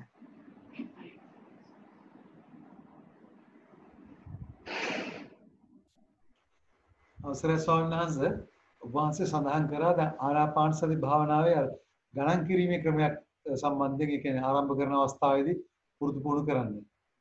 ඒ කියන්නේ අපිට ස්වල්පයක් දසවදාන ස්වාමීන් වහන්සේ ඔව් අපේ පින්වත් ධම්මික මහත්මයා එතනදී ගණන් කිරීමේ ක්‍රමයේ දෙන්නේ බුද්ධානුස්සති මෛත්‍රී අසුභ මරණාදී වඩලා කලින් භාවනා පුහුණුවක් නැති කෙනෙක්. ඒ කියන්නේ ආධිකම්මිකයෙක්.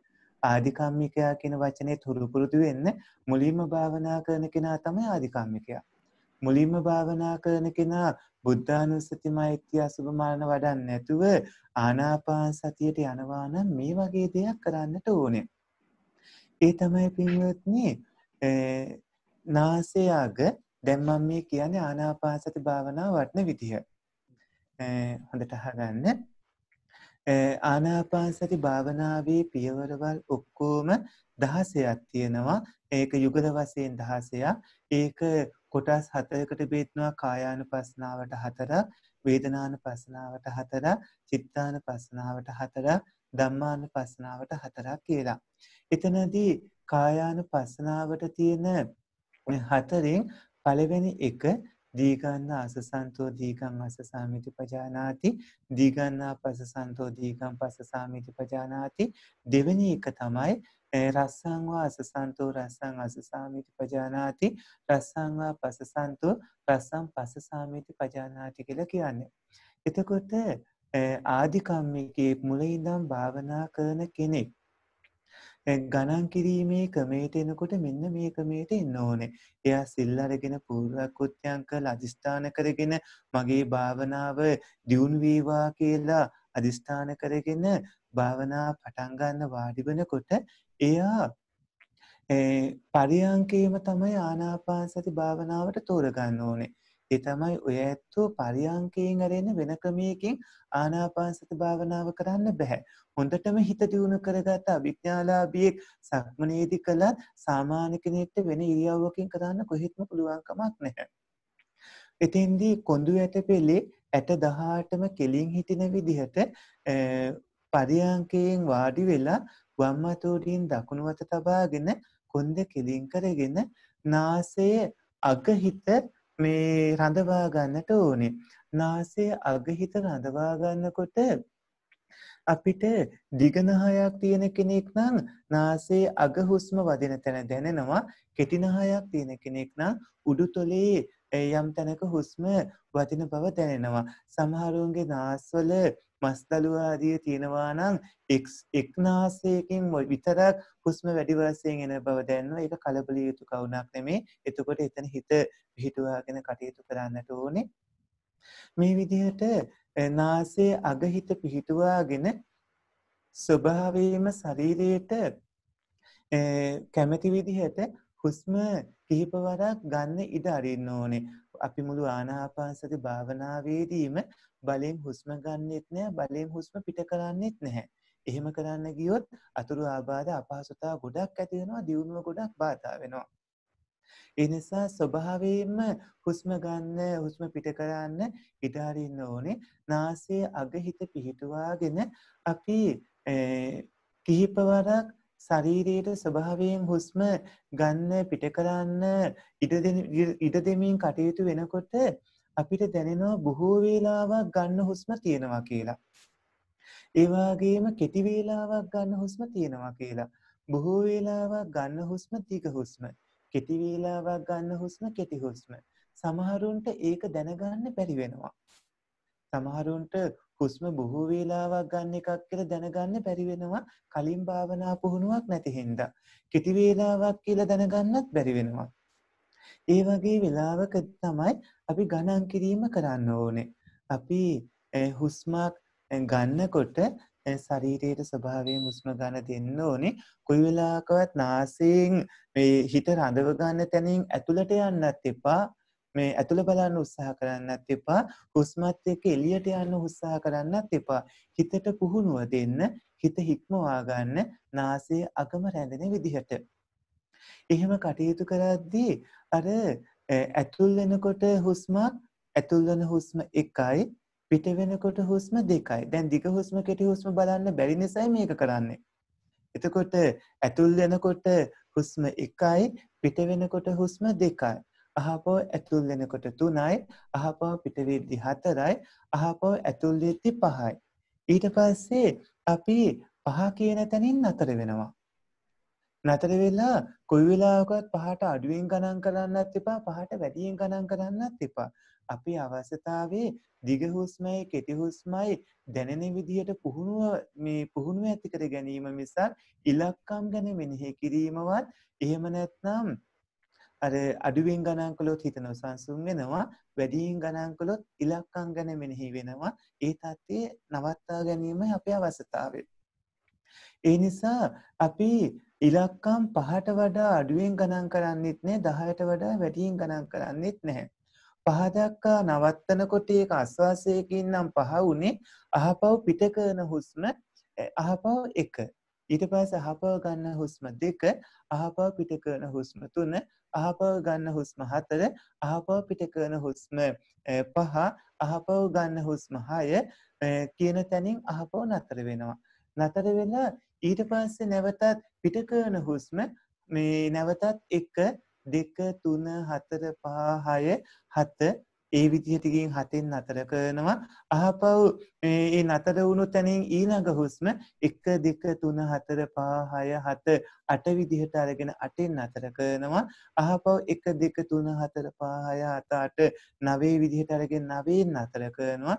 අහපව 1 2 3 4 5 6 7 8 9 10 විදිහට අරගෙන 10න් නතර කරද්දී අපිට මේ ආස්වාස ප්‍රස්වාසය හොඳට දැනෙන්න පුහුණුවක් ඇති වෙනවා. එතකොට අපි හොඳට පුරුදු පුහුණු වෙනවා ඇතුල් වෙන වාතය ගැන, පිටවන වාතය ගැන. ඒ වාතය බොහෝ වේලාවක් ගන්න හුස්මක් තියෙනවා කියලා, මේ කෙටි වේලාවක් ගන්න හුස්මක් තියෙනවා කියලා. අන්න එතෙන්දි පුළුවන් මේ අර මේ පූර්ව කෘත්‍යයන් කරලා නැති හින්දා මේ ඒක දැනගන්න බැරි වුණු අවස්ථාව මේ පුහුණුවෙන් නැතිව යනවා.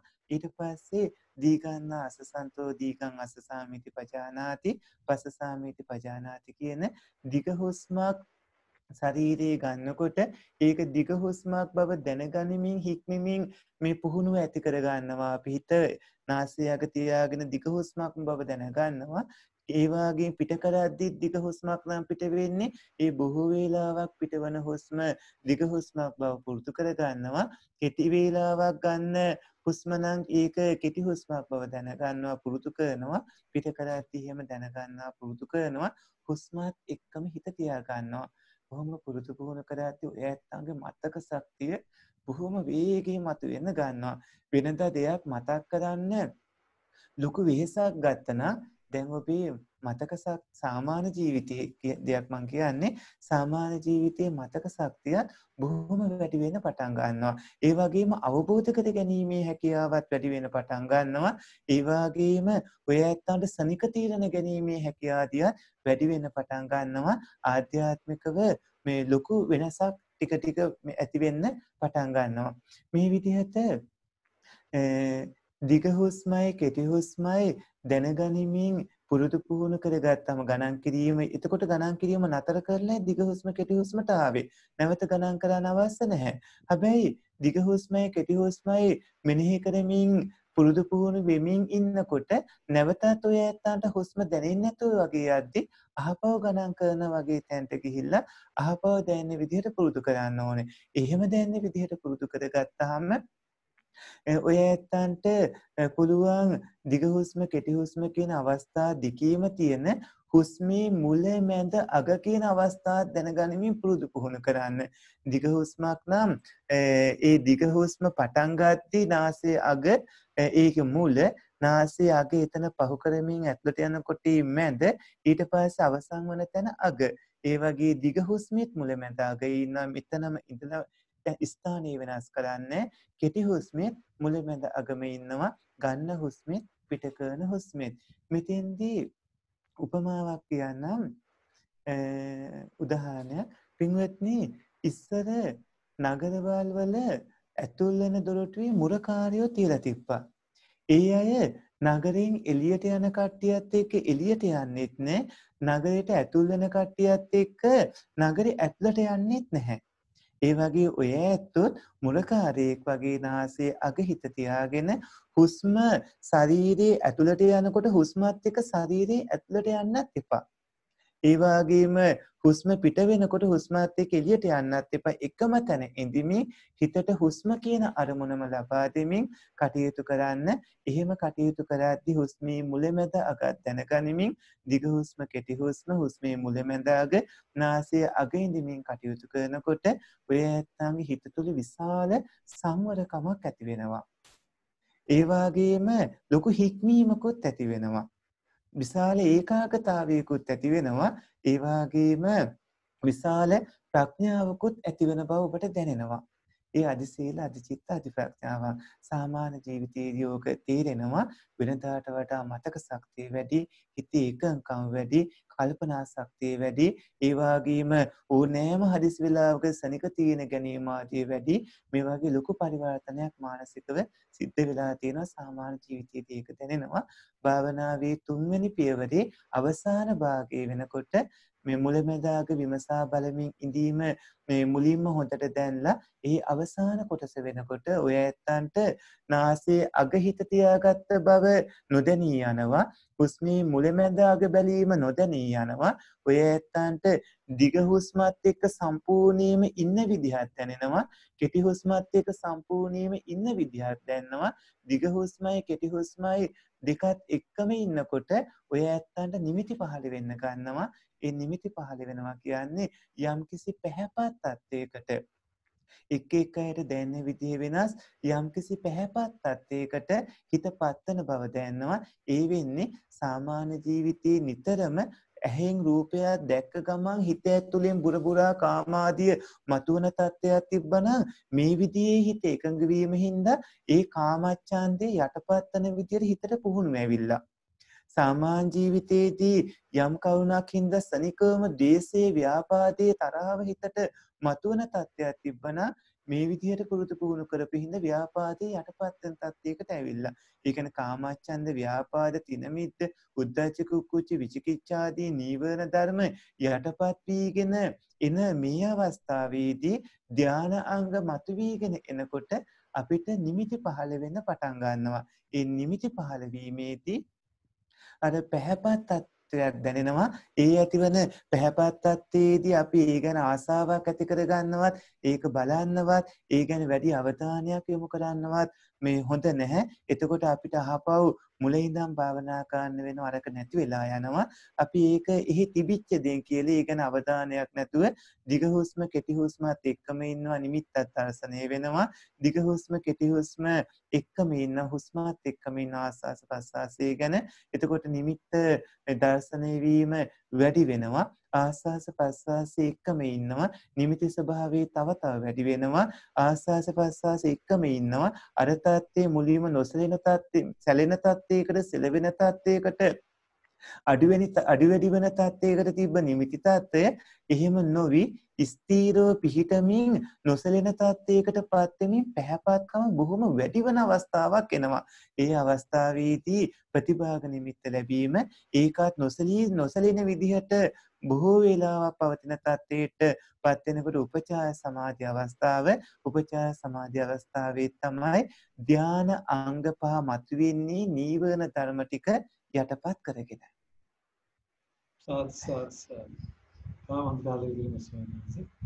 තවත් ගැටලුවක් ස්වාමීන් අපි ශාරීරික වේදනාව නිසා ඉරියව්ව වෙනස් කරාම එක්තරා විදිහකට බාධාවක් ඇති වෙනවා. ඒ වඩාගෙන යන වේදනාව එනකොට මේක සමාධියට බාධා වෙනවා. අපි එතනින් ඔබට ස්වාමීන් වහන්සේ ඉරියව්ව වෙනස් කරාට පස්සේ නැවතත් ආරම්භ කළ යුත්තේ කෙසේද ස්වාමීන් වහන්සේ? භාවනාව අපි ඉරියව්ව වෙනස් කරන්නේ නැති විදිහට ශරීරය හැඩගස්වා ගන්න ඕනේ. මම අර මුලින් කිව්වේ විනාඩි 10න් වගේ පටන් අරන් ටික ටික කාලය වැඩි කරගන්න කියලා. ඉරියව් වෙනස් කළොත් අපිට ආපහු මුලින් ඉඳන් වගේ කරන්න වෙනවානේ. එතකොට මේ අපි නැවත මහත්මයා අපි නැවත පටන් ගන්න විදිහද? එහෙම ස්වාමීන්. නැවත පටන් ගන්න සිද්ධ වෙන්නේ අපිට අර ඉරියව් වෙනස් කරද්දී හිත ශරීරයේ සම්බන්ධව ඒ වගේම අතපය සම්බන්ධව අවධානය යොමු වුණ හින්දා මෙතනින් මිදුණා. නැවතත් මුලින් ඉඳන් තමයි කරන්න වෙන්නේ. හැබැයි මේ නිමිති උපදවා ගත්තට පස්සේ ඔය ඇත්තන්ට නිමිති ඉක්මනට ගන්න පුළුවන් තත්ත්වය ඇති වුණොත් ප්‍රශ්නයක් නැහැ. කාලයක් පුරුදු පුහුණු කරපු කෙනෙක්ට ඉරියව් වෙනස් කළත් ඉක්මනටම නතර කරපු තැනට එන්න පුළුවන් පුහුණුවක් ඇතිවීමක් වෙනවා. එහෙම වුණාම එතෙන් ඉක්මනටම යොමු වීම තමයි වඩා හොඳ. ඒක පුරුදු පුහුණු කරපු කෙනෙක්ට ඇති වෙන්නේ. ආධුනික කෙනෙක්ට අහපව මුලින් ඉඳන් එන්න වෙනවා.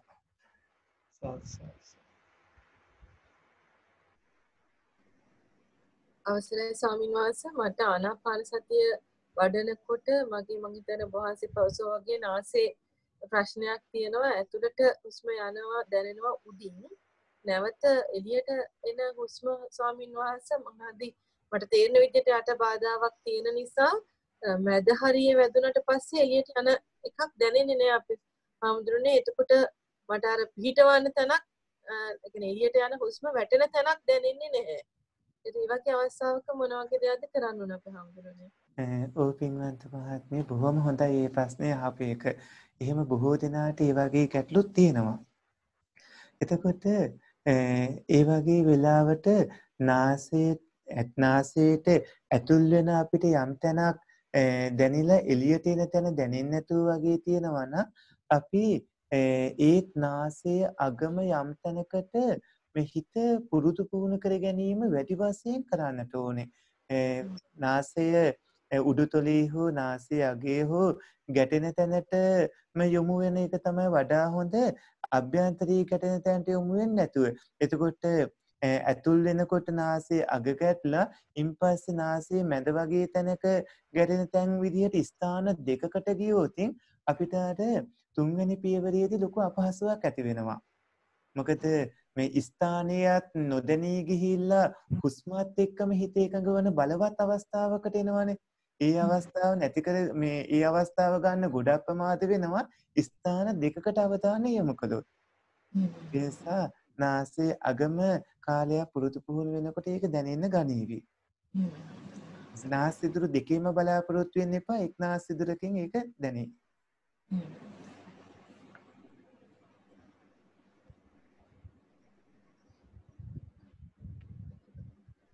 දැන් හොඳ ප්‍රවේශයක් පින්වත් ඔය ඇත්තන්ට ලැබෙන්නේ නැති නේද? හොඳයි.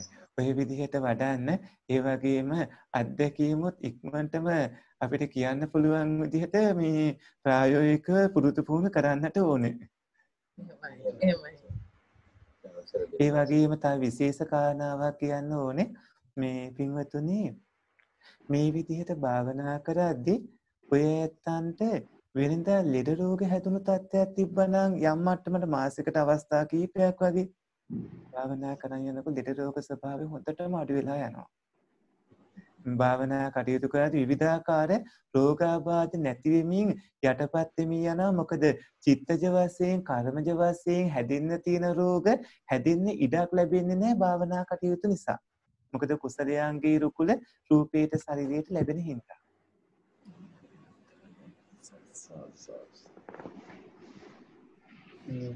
ලක්ෂි පුතේ මොනවාට ආගන් තියෙන ස්වාමීනාස්ත රැය වුණා ස්වාමීනාස්තට 10ට විනාඩි 8ක් විතර තියෙන විනාඩි 7ක් තියෙන්නේ. ස්වාමීනාස් අපි මේක අපි මුලින් ඉඳන් පටන් ගන්න නිසා අපි ආනාපාන සති කරද්දී මොනවාද අපි ඉන්න ඕන නිවැරදි ඉරියව්ව මොකද්ද ස්වාමීනාස් ඒක පටන් ගන්න භාවනාව? ඕපින්වත් මහත්මයා ආනාපාන සති භාවනාවේදී බද්ධ පරියන්කයෙන් වාඩි වීම සාමාන්‍ය කෙනෙක්ට අමාරුයිනේ. ඒ නිසා සාමාන්‍ය පරියන්කයෙන් වාඩි වීම අත්‍යවශ්‍ය වෙනවා. හාමුදුරුවෝ නම් බද්ධ පරියන්ක ඒක යටිපතුල් දෙකම උඩට පිහිටන විදිහට ස්වාමීන් වහන්සේලා පුරුදු පුහුණු වෙන හින්දා උන්වහන්සේලාට ඒක කරන්න පුළුවන්. නමුත් ගිහි අය සාමාන්‍යයෙන් පරියන්කේම වාඩි වෙන්නට ඕනේ. එතකොට පරියන්කයෙන් ඇරෙන්න මේ වෙනත් ක්‍රමයකින් පුරුදු පුහුණු වුණොතින් අර ආනාපාන සති භාවනාවේදී නිමිති පහල කරගෙන ඉන්පස්සේ ධ්‍යාන උපදවාගෙන බොහෝ වේලාවක් කරන්න බොහෝ කටයුතු තියෙන හින්දා ඒක කරගන්න බැරි වෙලා යනවා අර පරියන්කය පුරුදු පුහුණු කරගෙන නැත්නම්. ඒ නිසා පරියන්කය පුරුදු පුහුණු කරගන්න ඕන.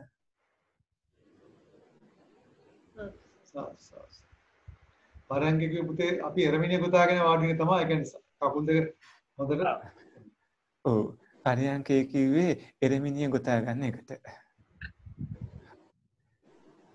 ඒ අස්රසනසේ පුරුදු වචනයකනේ බොහෝ දෙනෙකුට ඒක තමයි.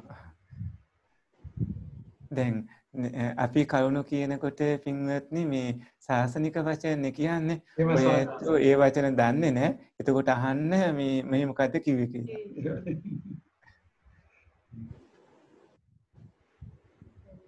ඒ කට්ටිය තාම එහෙම දැනුමක් නැති නිසා ස්වාමීන් වහන්සේ නැත්තම් ප්‍රශ්නයක් නෑ. දැන් තව ටික දහක් යනකොට හරියයි. ඔය පින්වත් සාන්ති මහත්මිය හොඳ ප්‍රවේශයක් මේ තරුණ දරුවන්ට දුන්නේ. පින්වත් මහත්තුරු ඔය වයස තමයි හොඳ වයස. ධර්මයේ හැසිරෙන්න ඕන වයස. ඉතින් භාවනාදී කටයුතු හොඳට දියුණු කරගන්න පුළුවන් ඉන්නේ තරුණ වයසේ. වයසට ගියාම ඉතින් තෙල් බෙහෙත් හොය ඉන්න වෙනවානේ. ශරීරයේ කැක්කුම් වේදනාවලට. ඒකම ස්වාමීන් දැන් කල්පනාවත් අඩු වෙන ස්වාමීන් දැන් මම හොඳට අද්දුටු දෙයක් තමයි දැන් අපේ පියාණන් අපේ තාත්තට හුඟක් ගුණයපත් මිනිස්සෙක්.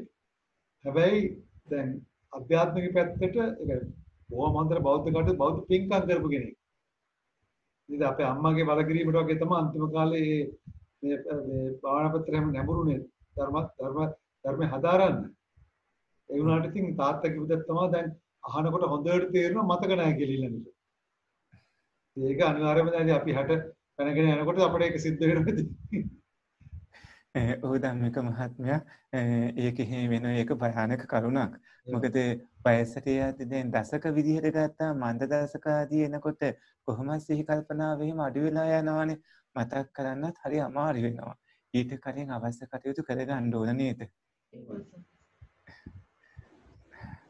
ඒක අපේ අම්මා මට දීපු අවවාද තමයි ස්වාමීන් වහන්සේ දැන් මොකද අපේ තාත්තත් බොහොම හොඳ සමාජ සේවකයෙක්. අපේ අම්මා කිව්වේ තාත්තා කරපු මොඩකම ඔබ කරන්න එපා කියලා තමයි මේ මට අම්මා ඒ දවස්වල කිව්වේ මේ ඒ කියන්නේ ඔය තාත්තා විඳින දුක දැකලා මේ කියන්නේ තාත්තට මේ මතකයේ ධර්මයේ මතකේ රඳවා ගන්න බැරිකම දැකලා. ඒක බොහොම රත්තරන් උපදේශයක්.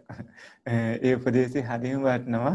මේ කල්න ඒවා ඉක්මනට කටයුතු කරගන්න ඕනේ. මම හිතන්නේ ධම්මික මහත්මයා කිව්වේ අනිත් ඔක්කොගේම ජීවිතවලට අදාළ වෙනව නේද? එහෙමයි. එහෙමනම් තව මොන හරි තියෙනවද අහන්න? හොඳම ස්වාමීන් වහන්සේ එවනම් දැන් අපි දැන් කතා බහ කරලා ළඟිට මොන තාහන දෙනවද ආගේ? නෑ අයියේ නෑ මොකද නෑ අපි අවසර දෙමු ස්වාමීන් වහන්සේට. එවනම් ස්වාමීන් වහන්සේ සද්දාසා පින්කම හමාර කරමු මේ වෙලාවේ මොකද වහන්සේට දවසේම දැන් ධර්ම දේශනාවල ඒකෙල ඉඳලා ඉරිදා දවස් නිසා හේතුත් ඇති අපි නැවතත් දවසක වහන්සේ සහභාගී කරගෙන ආපහු සාකච්ඡා කර මේ විෂයෙම මේ අවස්ථාවේ එවනම් අපි සියලු දෙනාම මේ වහන්සේ ධර්ම දේශනාව හමාර කරන ස්වාමීන් වහන්සේ. හොඳයි. පින්වත් මහත්තුරු අද කියලා දුන්න විදිහට භාවනා කටයුතු ආරම්භ කරන්න, භාවනා වඩන්න. භාවනා වඩනකොට ඇතිවන අත්දැකීම් එක බොහෝ දේවල් අපෙන් අහන්න තියෙවි. මෙහෙම වුණා, මෙහෙම වුණා, මේ විදිහට සිද්ධ වුණා. මේක මොකද්ද කියලා ඔයයන්ට බොහෝ දේවල් අහන්න තියෙයි. අත්දැකීම් ලබා ගන්න, සසරින් එතර වෙන්න, තවත් භවයකට ඉඩක් තියන්න එපා. මේ අන්තිම භවය කරගන්න පුළුවන් මඟපල් ලබන්නට කටයුතු කරගන්න. එහෙමනම් මෙතෙක් රැස් කරගත පුණ්‍ය ධර්මයෝ ඥාතීන්ට අනුමෝදන් වේවා කියලා සාතුනාදයක් පවත්වන්න. සාදු සාදු දෙවිවරු මේ පින් අනුමෝදන් වෙත්තා පින්වන්ත සත්පුරුෂ ඔබ සැවොම රකිත්වා කියලා සාතුනාදයක් පවත්වන්න. සසර දුක් නැසා නිවන් දකින්නට මේ පින් හේතු සම්ප්‍රාත්ම වේවා කියලා නිවන මරමුණු කරමින් සාදුනාදයක් පවත්වන්න. කරුණාවන්ත ගුණබර සත්පුරුෂ පින්වත්නි, විශේෂයෙන්ම අද අපේ පින්වත් සාන්ති මහත්මියගේ පින්බර ජන්මදින දවස පින්වත් ඔබතුමිය ධර්ම දානය සිදු කරමින් වටිනා පින්කමක් සිදු කළා. මේ පුණ්‍ය කර්මයන්ගේ බලයෙන් ඔබතුමියට නිදුක් නිරෝගී දීර්ඝායුෂ ලැබේවා, වහවා ධර්ම අවබෝධය ලැබේවා, සුබ උපන් දිනයක් වේවා. පින්වත් ධම්මික මහත්මයා මේ ඉන්න සියලුම සත්පුරුෂ මහත්තුරු මහත්මී මේ කලන මිතුරන් ඔබ හැමදිනාටම නිදුක් නිරෝගී දීර්ඝායුෂ ලැබේවා. අභිවාදන සීලිස නිච්ඡං වද්දාපචායිනෝ චත්තාරෝ ධම්මා වඩ්ඩಂತಿ ආයුවන්නෝ සුඛං බලං ආයුරාෝග්‍ය සම්පatti සග්ග සම්පatti මේවච අතෝ නිබ්බාන සම්පatti ඉමිනාති සමිච්ඡතු. සාදු සාදු සීලවන්තං ගුණවන්තං පුඤ්ඤක්ඛිතං අනුත්තරං දුල්ලභේන මයා ලද්දං වස්සිතුං වන්දිතුං වරං සාරිපුත්තාරි තේරාණං ආගතං පටිපාටියා සත්තා සීල දයාවාසං බුද්ධං නමාමං. ඒ වගේ විශේෂයෙන්ම ස්තුති කරන ධම්මික මහත්මයා සත්පුරුෂයන්ට අද මේ කටයුතු සංවිධානය කළාට අපේ පොඩි හාමුදුරුවන්ටත් විශේෂයෙන් ස්තුති කරන පොඩි හාමුදුරුවෝ නම් පඤ්ඤාසාර හාමුදුරුවෝ. මට මේ කටයුතු වලට විශාල සහයෝගයක් දෙන්නේ අපේ පොඩි හාමුදුරුවෝ. ඉතින් පොඩි හාමුදුරුවන්ටත් ස්තුති කරන පින් දෙනවා හැම දිනාටම තෙරුවන් සරණයි. එවනම් සහෝදර සහෝදරියෝ දුවේ පුතේ අපි මේ අවස්ථාවේදී රැස් කරගත් සීල කුසල් සීල පින් අප කෙරෙහි අනුකම්පාවෙන් මේ අද මේ ධර්ම සාකච්ඡා ධර්ම දේශනාව සහ ධර්ම සාකච්ඡාව අපට දේශාවදාරු ඒ පූජ්‍යපාද තපෝවනේ රතන ස්වාමීන් වහන්සේට අනුමෝදන් කර සිටිමු. ඒ වගේම ස්වාමීන් වහන්සේට අතීත දුන් අපට මේ පින්කමට අතීත දුන්නේ පඤ්ඤාසන ස්වාමීන් වහන්සේට අනුමෝදන් කර සිටිමු. ඔබ දෙදෙනා වහන්සේ අප කෙරෙහි මේ අනුකම්පාව සිද්ධ කරව මේ පින්කම් මාලාවේ අප රැස් කරගත් සීල කුසල් ඔබ දෙදෙනා වහන්සේම අනුමෝදන් වෙත්වා. ඔබ දෙදෙනා වහන්සේ විසින් කරගෙන යනා සීලෝ සත්පුරුෂ ක්‍රියා ඒ ධර්මෝපචාර කටයුතු ධාර්මික කටයුතු සර්වප්‍රකාරයෙන් සාර්ථක වේවා. ඒ සඳහා ඔබ වහන්සේ ඔබ දෙදෙනා වහන්සේට මහා ශක්තිය ධෛර්ය නිරෝගී සුවය ලැබේවා. ඔබ දෙදෙනා වහන්සේ පතන්නා බෝධියකින් අමාමා නිර්වාණ සම්පත්තිය ලබා ගනිත්වා. අපි සියලු දෙනා පින් අනුමෝදන් කර සිටිනවා. ඔබ දෙදෙනා වහන්සේ මේ සියලු පින් අනුමෝදන් වෙත්වා. සාදු. ඒ වගේම ඔබ දෙදෙනා වහන්සේම මෙලොවට දායාද කර ශාසනයට පූජා කර ඔබ දෙදෙනා වහන්සේගේම සිළුව දෙමාපියන් වහන්සේලා ඔබ දෙදෙනා වහන්සේලාට අකුරු කර වූ සියලුම ගුරු මෑණිවරු ගුරු පියවරු ගුරු ස්වාමීන් වහන්සේලා කල්යාණ මිත්‍ර ස්වාමීන් වහන්සේලා ඔබ දෙදෙනා වහන්සේ බලා කියා ගන්නා වූ සියලුම දායකකාරකාදුළු මේ සීල කුසල් හේතු ආශ්‍රාවෙන් සුවෙන් සුවයටපත් වෙත්වා ඒ සීල වැත්තන්ටත් නිර්වාණ සම්පත්තිය ලැබේවා කියලා අපි සිල්ගම් ප්‍රාර්ථනා කරමු. සාදු සාදු සාදු. එහෙමනම් තිරුවන් සරණයි හැම දිනකට. තිරුවන් සරණයි ස්වාමීන් වහන්සේ.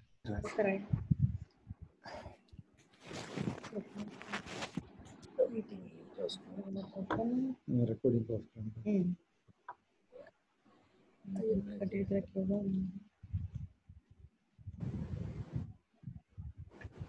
Oh, hari yang ini dia. Recording